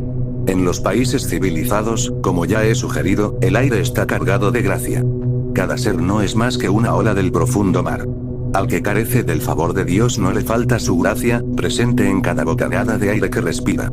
En torno a él, hay templos, hay personas piadosas y religiosas. Hay, a sus espaldas, siglos enteros de plegarias. Los edificios mismos en que entra, como nos ha explicado M. Wismans, tienen la pátina de las oraciones. Aunque sea una criatura malvada, está aún en la casa de su padre, y el retorno de la muerte a la vida no es, al fin y al cabo, un cruce del abismo. Pero allá, en la Soufriere no hay términos medios. Todo es divino o satánico, negro o blanco, cristiano o infernal. Uno está, por decirlo así, en la ribera del mar, observando las rompientes de la gracia, y cada una de ellas es un milagro. He visto a santos catecúmenos echar espuma por la boca, con los ojos en blanco, al caer sobre ellos el agua salvadora y salir de ellos lo que tenían en su interior. Como dice el Evangelio, Spiritus conturbavitium, et elisus interram, volutabatur spumans. El padre Meurón hizo una nueva pausa. Me interesó escuchar esta corroboración de evidencias llegadas a mis oídos en otras ocasiones. Más de un misionero me había contado lo mismo, y en sus relatos, yo había vislumbrado un paralelo de aquellos que nos dejaron los primeros predicadores de la fe cristiana en los primitivos tiempos de la Iglesia. Yo era incrédulo, al principio, continuó el clérigo, hasta que vi esas cosas con mis propios ojos. Un viejo sacerdote de la misión reprendió mi incredulidad. Eres ignorante, me dijo, aún tienes las ínfulas de los recién salidos del seminario. Y sus palabras, amigos míos, eran justas. Un lunes por la mañana, estando reunidos en consejo, advertí que aquel viejo sacerdote tenía algo que decir. Se llamaba M. Lasserre. Guardó el más absoluto silencio hasta que quedaron resueltos todos los asuntos de poca monta, y entonces se encaró con el padre rector. Monseñor ha escrito, dijo, y me ha otorgado el permiso necesario para realizar esa diligencia que usted conoce, padre mío. Y me ordena llevar conmigo otro sacerdote. Solicito que sea el padre Meurón quien me acompañe. Este joven y celoso misionero necesita una lección. El rector me miró con una sonrisa, y luego miró al padre Lasserre y asintió con la cabeza, dándole su venia. El padre Lasserre le explicará todo. Y el buen padre me explicó todo. Al parecer, se trataba de un exorcismo. Una mujer que vivía con su madre y con su esposo, dijo el padre Lasserre, había sido afligida por el demonio. Era una catecúmena, y durante varios meses se mostró muy devota y todo marchó perfectamente hasta que el demonio lanzó ese asalto contra su alma. El padre Lasserre visitó a la mujer, la examinó y envió su informe al obispo, solicitándole permiso para exorcizarla. Y ese permiso había llegado por la mañana. No me atreví a decirle al sacerdote que estaba errado, y que se trataba de un ataque de epilepsia. Yo había leído algunos libros, para adquirir conocimientos médicos, y todo lo que entonces oí pareció confirmar mi diagnóstico. Los síntomas estaban ahí, fáciles de descifrar. El padre Meurón hizo nuevamente aquel pequeño gesto de que hablé antes. En mi juventud, yo sabía más que todos los padres de la iglesia. Aquellos achaques de endemoniados no eran más que afección al cerebro, sueños y fantasías. Y si los exorcismos parecían dar resultado en esas gentes, ello era el efecto que ejercía en su imaginación la solemnidad del rito. Nada más. Rió con feroz ironía. Ustedes lo saben todo, caballeros. Mis deseos de dormir se habían esfumado. El sacerdote francés era más interesante de lo que yo pensara. Su aparatosidad se había disipado. Su voz temblaba un poco, mientras denunciaba su propio engreimiento, y empecé a preguntarme cómo se había producido ese cambio en su estado de ánimo. Salimos aquella tarde, dijo, retomando su relato. La mujer vivía en un extremo de la isla, a un par de horas de viaje, y mientras caminábamos, el padre Lasserre me contó algo más del caso. Al parecer, la mujer blasfemaba. Echaba espuma por la boca, y ponía los ojos en blanco. Una afección cerebral, me dije. Le inspiraba terror el agua bendita, y tan fieramente se debatía, que nadie osaba echársela. Porque le han enseñado a tenerle miedo, arguí. Y el buen padre hablaba, mirándome de reojo, y yo sonreía para mis adentros, convencido de que era un viejo simple, que no había estudiado los nuevos libros. Se tranquilizaba después del anochecer, siguió, y consentía en comer un poco. Casi todos sus ataques se producían al mediodía. Al oírlo, sonreí nuevamente. Yo conocía el motivo. El calor la afectaba. Era natural que al caer la tarde se sosegara. Si fuese el poder de Satanás el que la dominaba, seguramente se pondría más furiosa en la oscuridad que en la luz. Así lo declaran las escrituras. Algo de esto dije al padre Lasserre, como si se tratara de una pregunta, y él me miró. Tal vez, hermano, dijo, ella esté más cómoda en la oscuridad y tema la luz, y por eso se apacigua cuando se pone el sol. Yo torné a sonreír para mis adentros. Cuánta piedad. Me dije. Y cuánta simpleza. La casa donde vivían aquellos tres seres estaba un poco apartada. Era una vieja barraca a la que se habían mudado una semana antes, porque los vecinos ya no podían soportar los gritos de la mujer. Llegamos antes de que anocheciera. Era una tarde opaca, pesada y agobiante, y al avanzar por el sendero vi, a la izquierda, entre la maraña de árboles, la montaña humeante. Nos rodeaba un gran silencio, no se agitaba el viento, y cada hoja se recortaba en acero contra el cielo colérico. Luego vimos el techo del cobertizo, allá abajo, y una nubecita de humo que escapaba por un agujero, pues no había chimenea.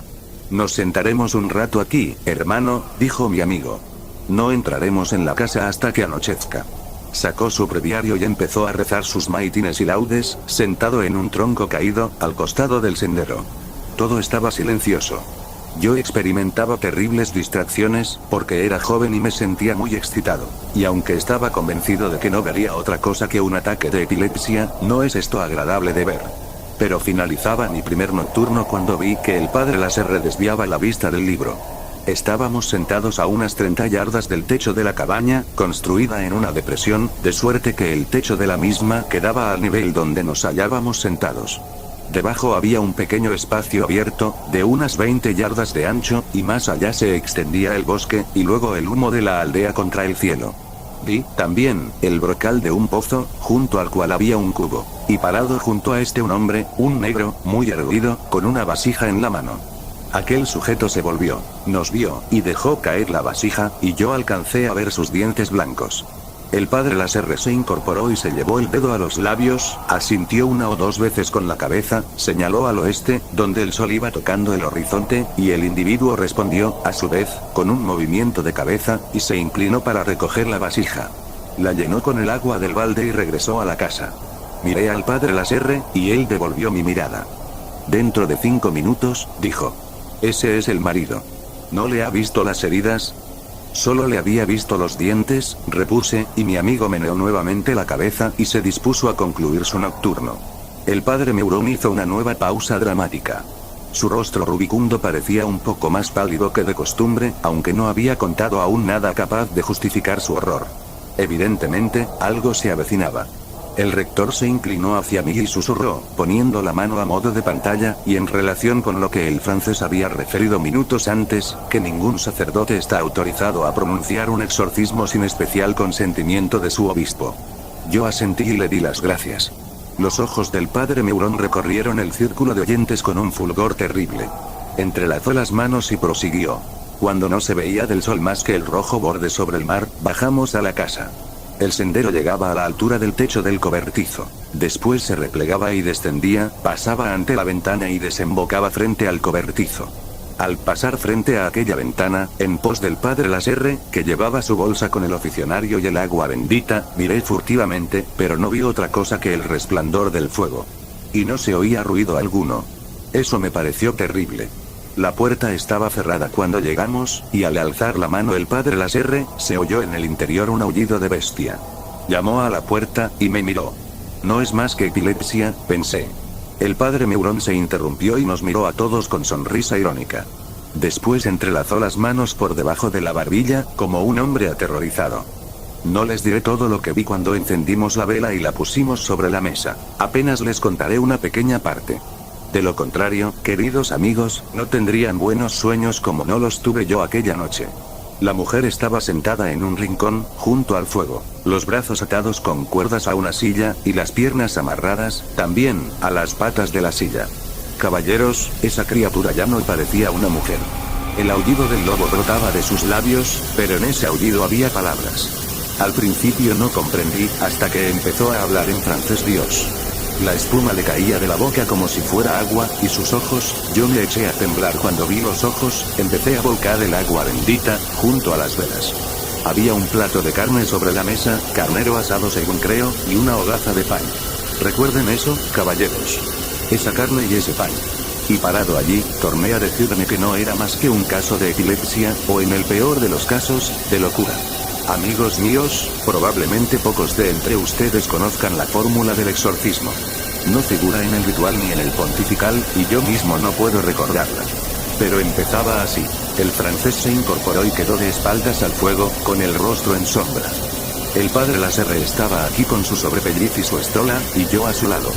Ahí, donde está mi sillón, estaba la mesa cuadrada, al alcance de la mano, con el pan, la carne, el agua bendita y la vela. Detrás de la mesa estaba la mujer, su esposo al lado de ella, a la izquierda, y la anciana madre ahí, sobre el piso. Rezando su rosario y llorando, llorando. Cuando el padre estuvo dispuesto, después de decir unas palabras a los otros, me indicó por señas que alzara nuevamente el agua bendita. En aquel instante la posesa estaba tranquila, y la roció. Cuando levantó la mano, ella alzó los ojos, y había en ellos una expresión de terror, como si fueran a golpearla, y al caer las gotas saltó hacia adelante, y la silla saltó también. Su marido se abalanzó sobre ella y arrastró la silla al punto de partida. Pero, oh, Dios mío. Era terrible verlo. Sus dientes brillaban como si estuviera sonriendo, pero las lágrimas corrían por su cara. Entonces gimió como un niño dolorido. Como si el agua bendita la abrasara. Alzó los ojos y clavó la mirada en su hombre, rogándole que enjugara las gotas. Y mientras sucedía todo esto, yo seguía diciéndome que no era otra cosa que el terror de su mente por el agua bendita, que era imposible que estuviese poseída por Satanás, que no era más que locura, locura y epilepsia.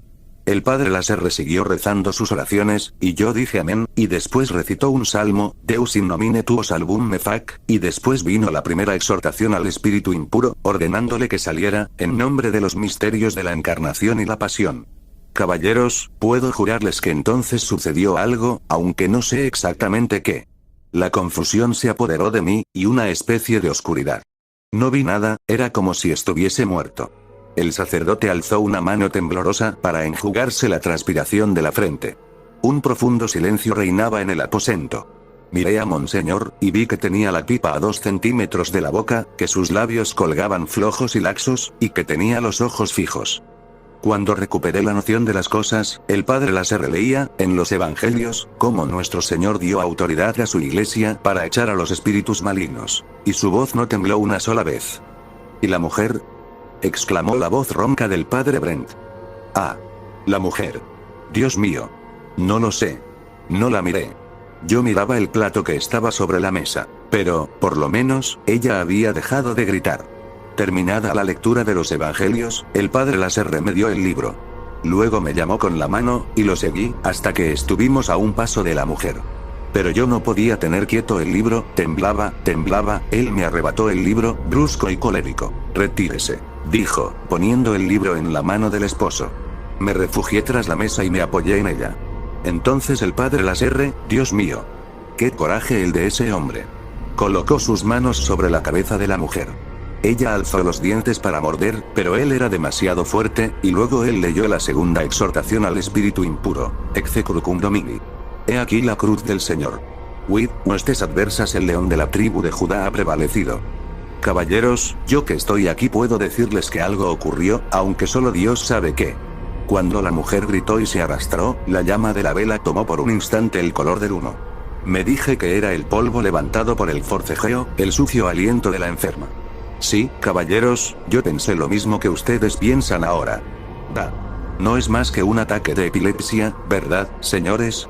El viejo rector se inclinó hacia adelante con gesto reprobatorio, pero el francés gesticulaba y echaba fuego por los ojos. Hubo un murmullo en la sala, y el anciano sacerdote tornó a reclinarse en su asiento, y apoyó la barbilla en la mano. Luego hubo una oración. Escuché, oremos, pero no me atreví a mirar a la mujer. Yo tenía los ojos clavados en el pan y la carne. Eran la única cosa limpia en aquella habitación terrible. Susurré para mis adentros. Pan y carne, pan y carne. Pensé en el refectorio de la casa misional. Señores, juro por el Todopoderoso que esto es lo que vi. Yo tenía los ojos clavados en el pan y la carne. Estaban ahí, bajo mis ojos, y sin embargo, vi también al buen padre Láser inclinarse nuevamente hacia la mujer, y comenzar, exorcisocte, y entonces ocurrió eso, el pan y la carne se corrompieron en gusanos ante mis ojos, el padre Meuron se lanzó hacia adelante, giró sobre sus talones y se desplomó en su asiento, mientras los dos sacerdotes ingleses que estaban más cerca se incorporaban de un salto. Pocos minutos más tarde pudo decir que todo había terminado bien. Se advirtió que la mujer había recobrado el dominio, y que el aparente paroxismo de la naturaleza que acompañara las palabras del tercer exorcismo se desvaneció tan pronto como había venido. Luego fuimos a rezar las oraciones nocturnas y fortalecernos contra el poder de las tinieblas.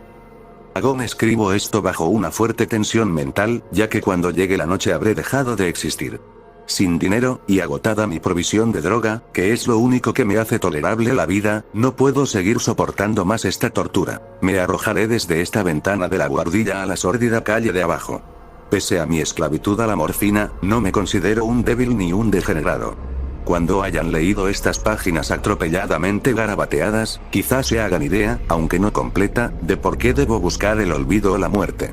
Fue en una de las zonas más abiertas y menos frecuentadas del anchuroso Pacífico donde el paquebote en el que iba yo de sobrecargo cayó apresado por un corsario alemán.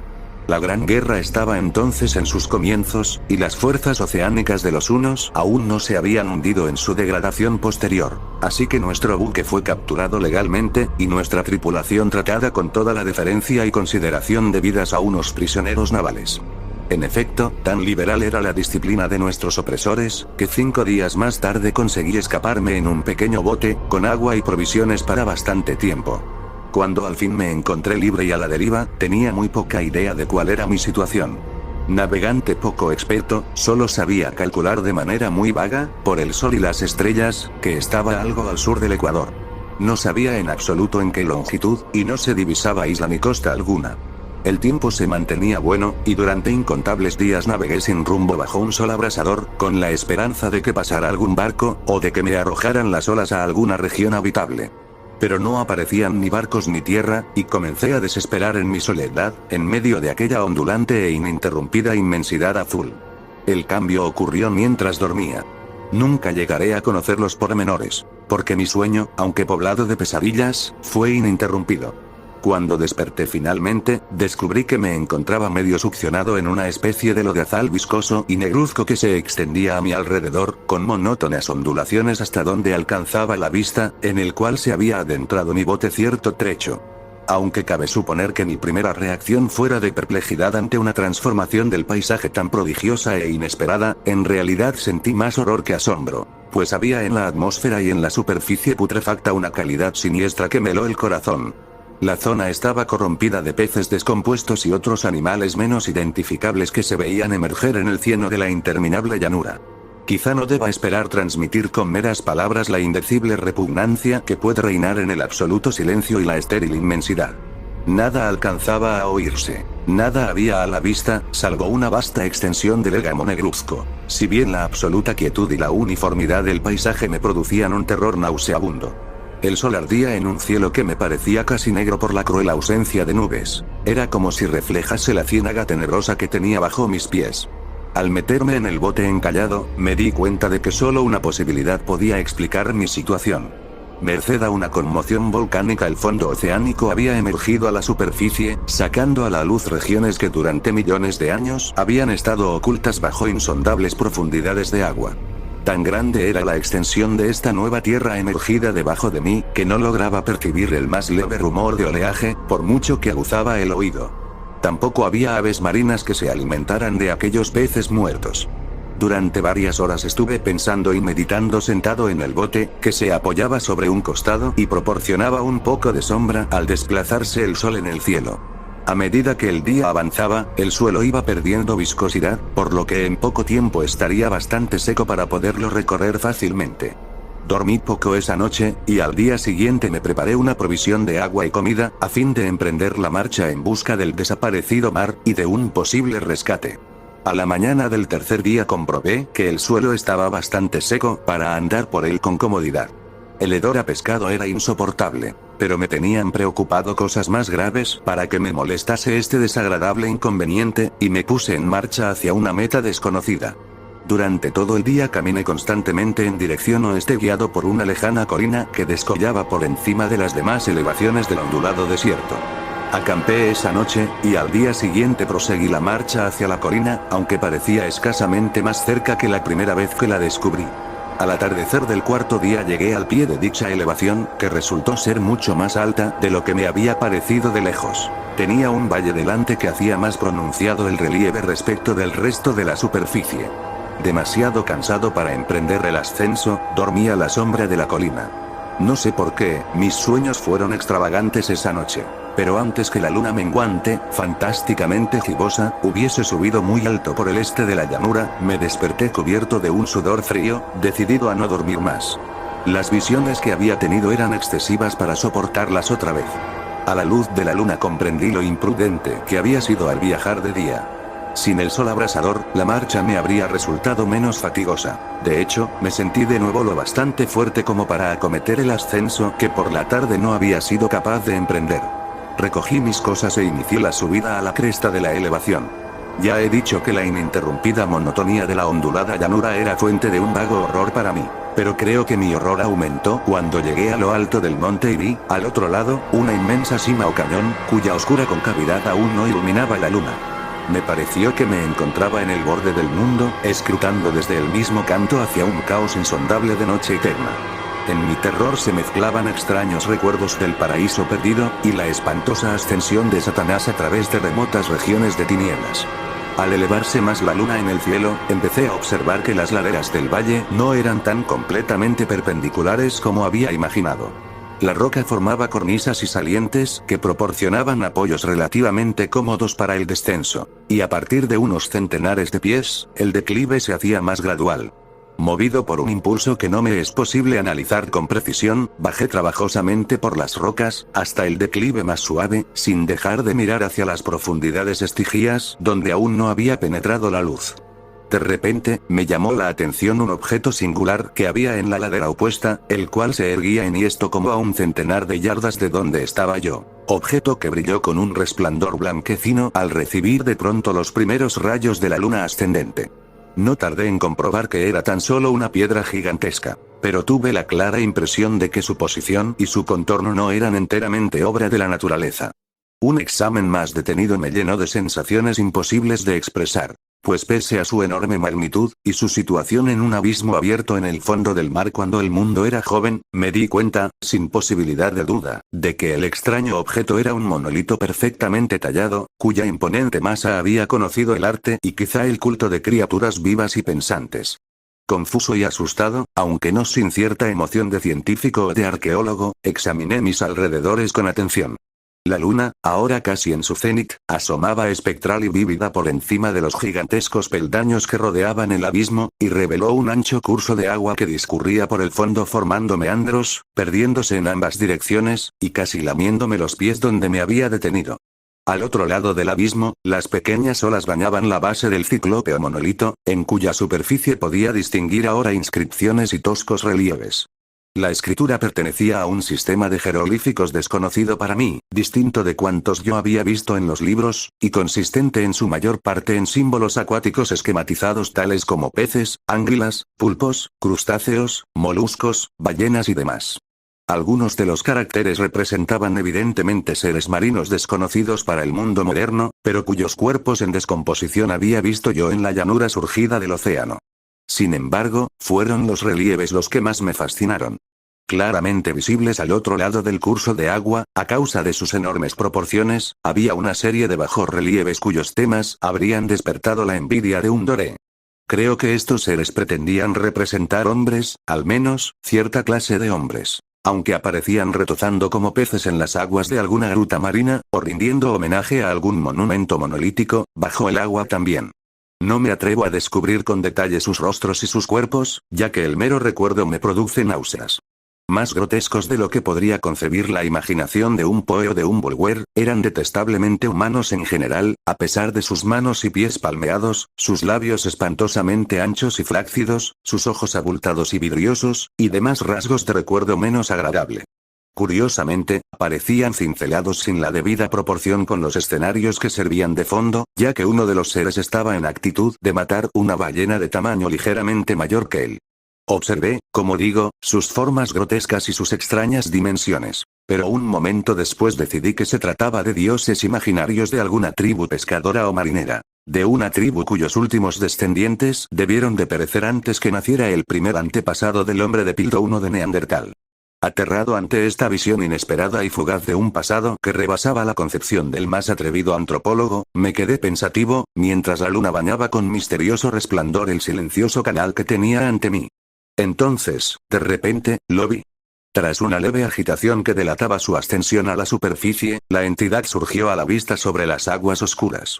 Inmenso, repugnante, aquella especie de Polifemo saltó hacia el monolito como un monstruo formidable y pesadillesco, y lo rodeó con sus brazos enormes y escamosos, al tiempo que inclinaba la cabeza y profería ciertos gritos acompasados.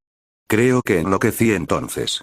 No recuerdo muy bien los detalles de mi frenética subida por la ladera y el acantilado, ni de mi delirante regreso al bote varado. Creo que canté mucho, y que reí insensatamente cuando no podía cantar. Tengo el vago recuerdo de una tormenta, poco después de llegar al bote. En todo caso, sé que oí el estampido de los truenos y demás ruidos que la naturaleza profiere en sus momentos de mayor irritación. Cuando salí de las sombras, estaba en un hospital de San Francisco. Me había llevado allí el capitán del barco norteamericano que había recogido mi bote en medio del océano. Hablé de muchas cosas en mis delirios, pero averigüé que nadie había hecho caso de las palabras.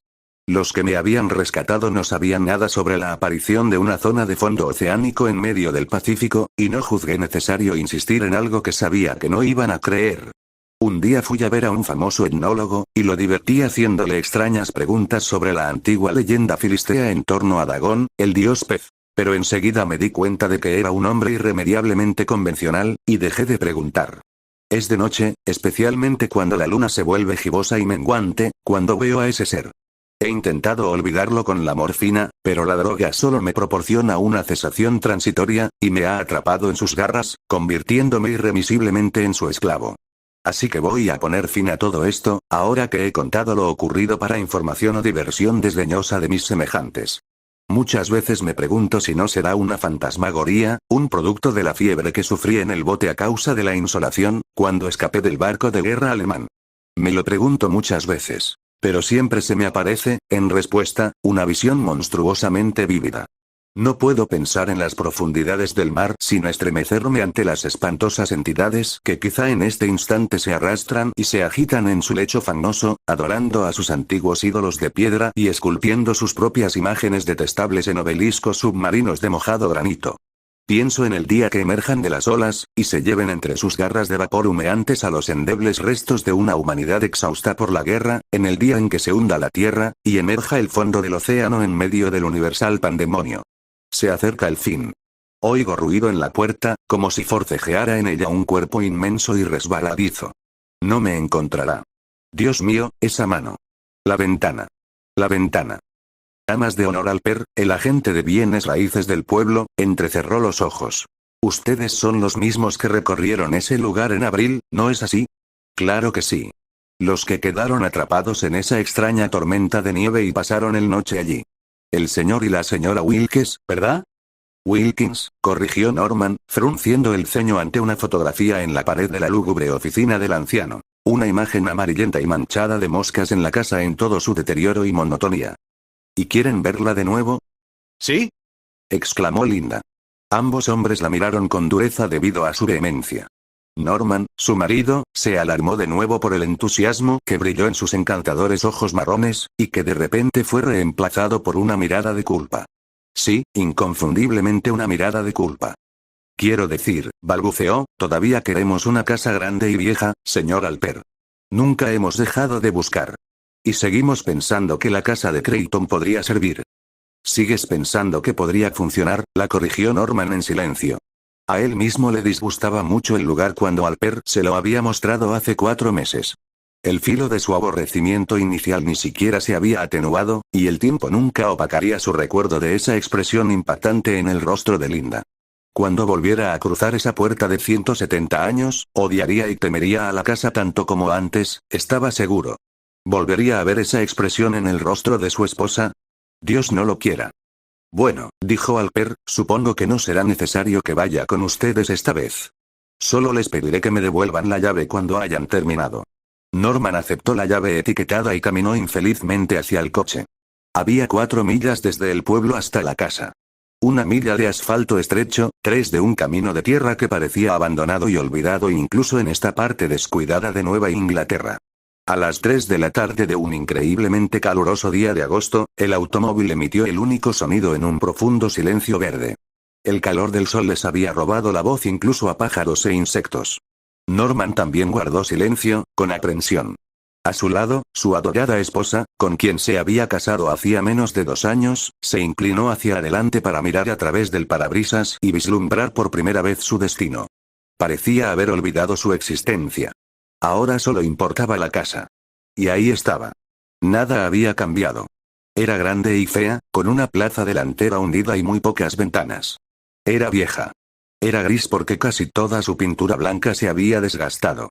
Según el viejo Alper, los Creighton habían vivido aquí durante generaciones, habiendo llegado desde Salem, donde una de sus mujeres en los días de la locura de la brujería había sido ahorcada por practicar la demonolatría. Una historia probable. Cuando detuvo el coche junto a los escalones de entrada, Norman miró a la chica que estaba a su lado. Su amada. Su novia de la infancia. ¿Por qué, en el nombre de Dios, estaba tan ansiosa por venir aquí de nuevo? No lo había estado al principio. Durante días después de esa terrible experiencia, había estado deprimida, sin querer ni siquiera hablar de ello. Pero luego, semanas después, algo cambió, un cambio sutil al principio, o al menos tan sutil como su naturaleza poco sofisticada podía imaginar. Norm, ¿recuerdas esa vieja casa en la que quedamos atrapados por la nieve? ¿Crees que nos hubiera gustado si las cosas hubieran sido diferentes? Y entonces agregó, de manera no tan sutil. Norm, ¿crees que podamos volver a ver la casa de Creighton? Por favor.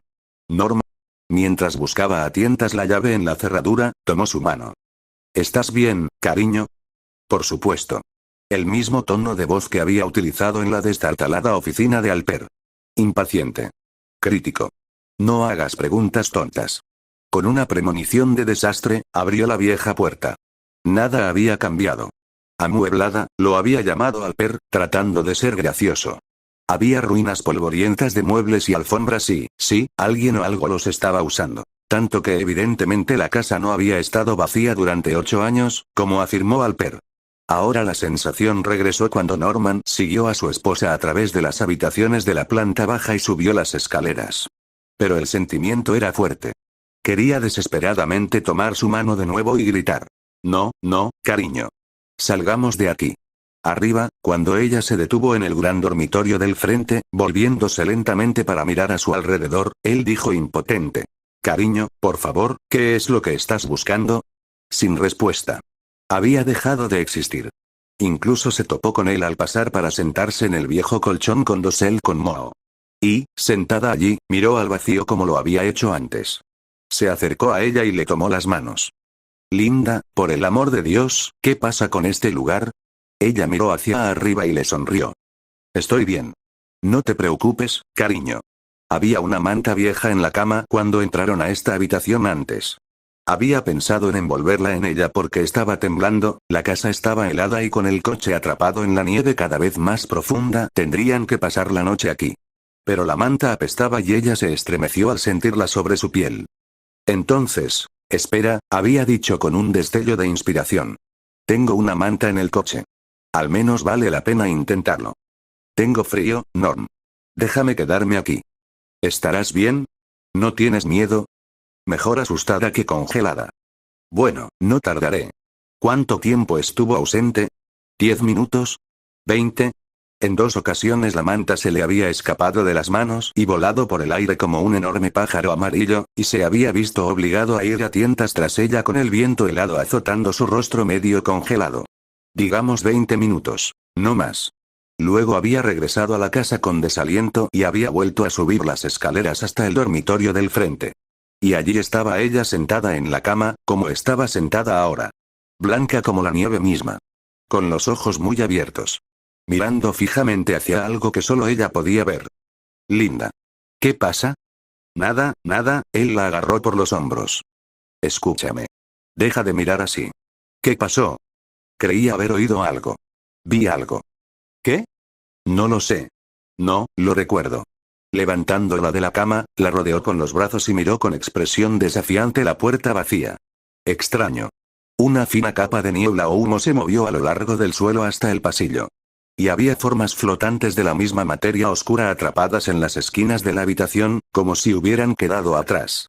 ¿O se estaba imaginando estas cosas? En un momento parecieron estar allí. Un momento después se habían ido. ¿Y también se estaba imaginando el olor?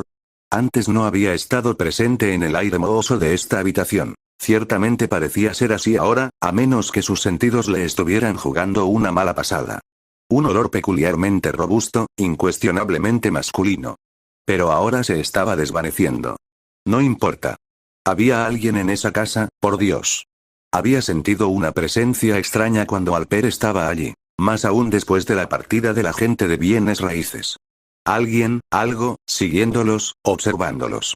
Entonces se dio cuenta de que la parte de atrás del vestido de Linda estaba desabrochada. Sus manos, presionándolas contra él, de repente se encontraron dentro de la prenda, en su cuerpo. Y su cuerpo estaba frío. Más frío que la nieve con la que había luchado afuera. Frío y griega. Pegajoso. La cremallera. La buscó a tientas y lo encontró completamente abierta. En nombre de Dios, ¿qué había intentado hacer? Esta era su esposa, que lo amaba. Esta era la chica que hace solo unas semanas, en el club, había abofeteado salvajemente la cara del playboy más rico y guapo de la ciudad por atreverse a insinuar un acuerdo de intercambio de pareja. Lentamente volvió a subir la cremallera, luego la sostuvo con el brazo extendido y volvió a mirarla a la cara. Ella parecía ignorar que él la había tocado. O que incluso estaba allí. Ella estaba completamente sola, todavía mirando hacia ese mundo secreto en el que él no tenía lugar. El resto de esa noche pareció interminable, Linda acostada en la cama, él sentado a su lado esperando la luz del día. Parecía dormir parte del tiempo. En otras ocasiones, aunque ella no decía nada incluso cuando se le hablaba, él sentía que estaba tan despierta como él. Hacia las 4 el viento amainó y la nieve dejó de golpear los cristales de las ventanas. Ningún amanecer había sido más bienvenido, a pesar de que todavía no pudo liberar el automóvil y ambos tuvieron que caminar hasta el pueblo para enviar una grúa a buscarlo. Y ahora había dejado que ella lo persuadiera de que volviera aquí. Debía estar loco. Norman. Ella se sentó en la cama, la misma cama, pero al menos lo estaba mirando ahora, no a través de ese mundo secreto suyo. Norman, ¿te gusta un poco esta casa, no? Si te refieres así podría pensar seriamente en vivir aquí, enfáticamente negó con la cabeza. Dios mío, no. Me da los horrores. Es una casa antigua realmente encantadora, Norman. Podríamos trabajar en ella poco a poco. ¿Crees que estoy loca? Si puedes imaginarte viviendo en este mausoleo, sé que estás loca. Dios mío, mujer, estabas muerta de miedo en esta misma habitación. ¿Lo estaba, Norman? ¿En serio? Sí, lo estabas. Si vivo hasta los 100, nunca dejaré de ver esa expresión en tu rostro. ¿Qué tipo de mirada era, Norman? No lo sé. ¿Qué demonios estabas viendo cuando regresé aquí después de ir a buscar la manta al auto? ¿Qué era esa niebla? ¿Ese olor? Sonriendo, ella tomó sus manos. No recuerdo ninguna niebla ni olor, Norman. Estaba un poco asustada. Te lo dije, creí haber oído algo. ¿Viste algo también, dijiste? ¿Dije eso? Lo he olvidado. Sin dejar de sonreír, miró alrededor de la habitación hacia el jardín de rosas descoloridas sobre jirones de empapelado manchado por el tiempo, desde el cuarto destartalado con su solitario jarrón de cristal tallado roto. El señor Alper fue el culpable de lo ocurrido, Norman. Su charla sobre los demonios. Alper no habló mucho, Linda. Bueno, nos contó sobre la mujer que fue ahorcada en Salem. Ahora puedo ver, por supuesto, que lo tiró como un cebo, porque le había dicho que escribes novelas de misterio. Probablemente te imaginó sentado en una especie de capa de Drácula, rascando tus libros con una pluma, a la luz de una lámpara, y pensó que este sería un escenario maravilloso para ello. Su risa suave fue un sonido de bienvenida, recordándole Norman que amaba a esta chica y ella lo amaba a él, que su vida juntos, excepto por su inexplicable interés en esta casa, estaba llena de gentileza y cariño. Pero no podía dejar que ella ganara este debate. Linda, escucha. Si esta es una casa antigua tan hermosa, ¿por qué ha estado vacía durante 8 años? Bueno, el señor Alper me lo explicó, Norman. ¿Lo hizo? No creo recordar ninguna explicación. Dijo que la última persona que vivió aquí fue una mujer que murió hace 8 años a los 93. Su nombre de casada era Stanhope, creo que dijo, pero ella era una Creighton, incluso tenía el mismo nombre de pila, Prudence, que la mujer ahorcada en Salem por adorar demonios. Y cuando falleció hubo una duda legal sobre la propiedad porque su esposo había muerto algunos años antes en un asilo, sin dejar testamento. Norman asintió a regañadientes. La verdad era que no había prestado mucha atención a la charla de Alper, pero sí recordaba el comentario de que el último hombre de la casa había sido internado en un manicomio. Probablemente por haber vivido en una casa vieja y lúgubre durante tanto tiempo, pensó en ese momento. Molesto consigo mismo por haber perdido el debate, se apartó de la cama y se dirigió a una ventana, donde se quedó mirando hacia abajo, en el patio. Allí mismo, hace 4 meses, fue donde había perseguido la manta en el viento. Frunciendo el ceño, de repente dijo en voz alta. Espera. Eso es muy raro. ¿Qué cosa, querido? Dijo Linda desde la cama. Siempre pensé que habíamos dejado el auto en un lugar bajo esa noche. Un lugar donde la nieve debe haber caído más profundo, quiero decir. Pero no lo hicimos. Estábamos en la parte más alta del patio. Quizás el suelo sea blando allí. Es rocoso. Entonces podría haber estado resbaladizo. Bueno, supongo que sí. De repente se acercó más al cristal de la ventana. Oh, maldita sea. Tenemos un neumático pinchado. ¿Qué, Norman? Un pinchazo. Esos son neumáticos nuevos también. Debemos haber recogido un clavo en nuestro camino hacia este estúpido lugar. Caminando de regreso a la cama, tomó su mano. Vamos. No te dejaré sola aquí esta vez. Ella no protestó. Lo siguió obedientemente escaleras abajo y por el pasillo inferior hasta la puerta principal. En la entrada, vaciló brevemente, mirando hacia atrás en lo que pareció ser un momento de pánico, pero cuando él volvió a tomar su mano, ella bajó dócilmente con él las escaleras y salió al coche. El neumático delantero izquierdo estaba pinchado. Agachándose junto a él, buscó el clavo culpable, pero no pudo encontrar ninguno. Estaba debajo, sin duda. Cosas como pinchazos siempre le molestaban. En un mundo debidamente organizado, no sucederían. Por supuesto, en un mundo así no habría el tipo de camino que uno tenía que recorrer para llegar a este lugar, ni tampoco habría una casa tan imposible para empezar. Murmurando para sí mismo, abrió el maletero, extrajo el gato, las herramientas y el repuesto, y se puso a trabajar. Extraño. No había clavo en el neumático pinchado. Debía tener algún tipo de falla de fábrica. El pensamiento no mejoró su estado de ánimo cuando, de rodillas, colocó el repuesto en su lugar. Luego, cuando bajó el gato, el neumático de repuesto se aplastó suavemente bajo el peso del automóvil y él se arrodilló allí mirándolo con incredulidad. ¿Qué demonios? Nunca antes le había pasado nada como esto. Volvió a levantar el coche, quitó el neumático repuesto y lo examinó. Sin clavo, sin rotura, sin cortes. Era un neumático nuevo, como los demás. Más nuevo, porque aún no se había usado. Tenía un kit de reparación para neumáticos en el maletero, recordó, lo compró un día por impulso. Repare un pinchazo en minutos sin siquiera quitar la llanta del automóvil, decía el anuncio. Pero, ¿cómo podrías reparar un pinchazo que no estaba allí? Linda, esto es una locura. Tendremos que caminar de regreso a la ciudad como lo hicimos antes, volvió la cabeza. Linda. Ella no estaba allí. Se puso de pie. Linda. ¿Dónde estás? ¿Cuánto tiempo se había ido? Debía haber estado trabajando en el coche durante 15 o 20 minutos. Ella no había hablado en ese tiempo. Había vuelto a entrar en la casa en el momento en que él estaba absorto en su tarea. Sabía bastante bien cuán intensamente se concentraba en tales cosas. Como cuando estaba escribiendo, por ejemplo, ella podía caminar por la habitación sin que él lo supiera. Linda, por el amor de Dios, ¡no! Gritando su nombre con voz ronca, se tambaleó hacia la casa. La puerta se abrió con estrépito cuando se arrojó contra ella. Pero ahora el salón no era solo un antiguo y polvoriento corredor. Era un túnel sombrío lleno de oscuridad prematura y susurros extraños. Sabía dónde debía estar. En esa habitación maldita en lo alto de las escaleras, donde él había visto la expresión de su rostro 4 meses atrás, y donde ella había intentado con tanta astucia ocultarle la verdad. Pero ahora era difícil llegar a la habitación. Una niebla arremolinada ahogó la escalera, haciéndole tropezar repetidamente. Cosas que parecían manos salieron disparadas del pasamanos para aferrarse a él y detenerlo. Se detuvo, confundido, y las manos lo empujaron hacia adelante nuevamente. Estaban jugando con él, pensó, burlándose de sus frenéticos esfuerzos por llegar al dormitorio y al mismo tiempo instándolo seductoramente a esforzarse aún más.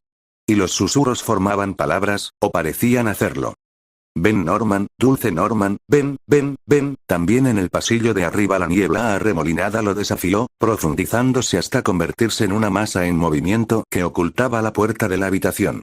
Pero no necesitaba brújula para encontrarla. Maldito seas, déjame en paz. Fuera de mi camino. Jadeó. Luchó por alcanzar la puerta y la encontró abierta, tal como Linda y él la habían dejado. Con las manos extendidas, se abrió paso a tientas por el umbral. La presencia extraña aquí era más fuerte. La sensación de ser confrontado por una criatura invisible era casi abrumadora. Sin embargo, el asalto contra él fue menos violento ahora que había llegado a la habitación. Las manos que lo buscaban a tientas en la espeluznante oscuridad eran incluso suaves, acariciadoras. Se adherían con una suavidad aterciopelada que era extrañamente placentera, y había algo voluptuosamente femenino en ellos, incluso un tenue pero penetrante olor femenino. Un olor, no un perfume. Un olor corporal, parecido a una droga en su efecto sobre sus sentidos. Desconcertado, detuvo su lucha por un momento para ver qué pasaba. El susurro se convirtió en una invitación, una promesa de increíbles placeres. Se permitió un instante para escuchar y luego, gritando el nombre de Linda, se lanzó hacia la cama. Esta vez pudo alcanzarla. Pero ella no estaba sentada allí, mirando ese mundo secreto suyo, como él había esperado. La cama estaba vacía y la seductora voz en la oscuridad se rió suavemente de su consternación. Ven Norman, dulce Norman, ven, ven, ven, se sintió tomado por la espalda, por los hombros, volteado y empujado muy suavemente. Cayó flotando sobre el viejo colchón, levantando los brazos sin entusiasmo para evitar que la sombra que avanzaba lo poseyera. Pero fluyó sobre él, a través de él, dentro de él, a pesar de su débil resistencia, y el olor femenino atormentó sus sentidos nuevamente, destruyendo su voluntad de resistir. Cuando dejó de luchar, escuchó un sonido de bisagras oxidadas crujiendo en esa parte de la penumbra de la habitación donde estaba la puerta, y luego un ruido sordo. La puerta estaba cerrada. No gritó. No sintió ninguna alarma. Era bueno estar aquí en la cama, deleitándose con esta sensual y cariñosa suavidad. Cuando se quedó quieto, fluyó sobre él con una indulgencia desenfrenada, tocándolo y acariciándolo hasta las alturas del éxtasis. Ahora las manos invisibles, habiendo abierto su camisa, se deslizaron lenta y seductoramente por su cuerpo hasta su cinturón, entonces escuchó un nuevo sonido. Por un momento lo desconcertó porque, aunque atravesaba la antigua pared detrás de él, desde el dormitorio contiguo, le hizo pensar en su propio dormitorio en casa. Linda y él habían bromeado al respecto, como los verdaderos amantes podían hacerlo, las pequeñas sílabas explosivas a las que ella siempre daba voz cuando hacía el amor. Así que ella también estaba contenta. Bueno, después de todo, como había sugerido ese compañero del club, el intercambio de pareja estaba de moda en este año de nuestro señor 1975, ¿no? Todo tipo de personas lo hacían. Debía comprar esta casa, como había insistido Linda. Por supuesto. Ella tenía toda la razón. Con un suspiro de felicidad, cerró los ojos y se relajó, ya no reacio por un sentimiento de culpa. Pero algo andaba mal. Claramente, ahora, no sintió dos manos acariciándolo, sino más. ¿Y eran manos? De repente parecían frías, húmedas, terriblemente ansiosas. Al abrir los ojos, se sorprendió al descubrir que la brumosa oscuridad se había disuelto y podía ver. Quizás la visión llegó con una entrega total o con el abandono final de su sentimiento de culpa. Yacía de espaldas, desnudo, con su compañera anónima mitad a su lado, mitad sobre él. Vio sus pechos escamosos y deformes desbordando y su rostro monstruoso y demoníaco balanceándose. Y, mientras gritaba, vio que ella tenía más de dos manos. Tenía toda una masa de ellas retorciéndose en los extremos de largos tentáculos escrutadores. Lo último que vio antes de que su grito se convirtiera en el de un loco fue una fila de otros tres seres como ella, acuclillados junto a la pared, con sus tentáculos extendiéndose inquietos hacia él mientras esperaban con impaciencia su turno.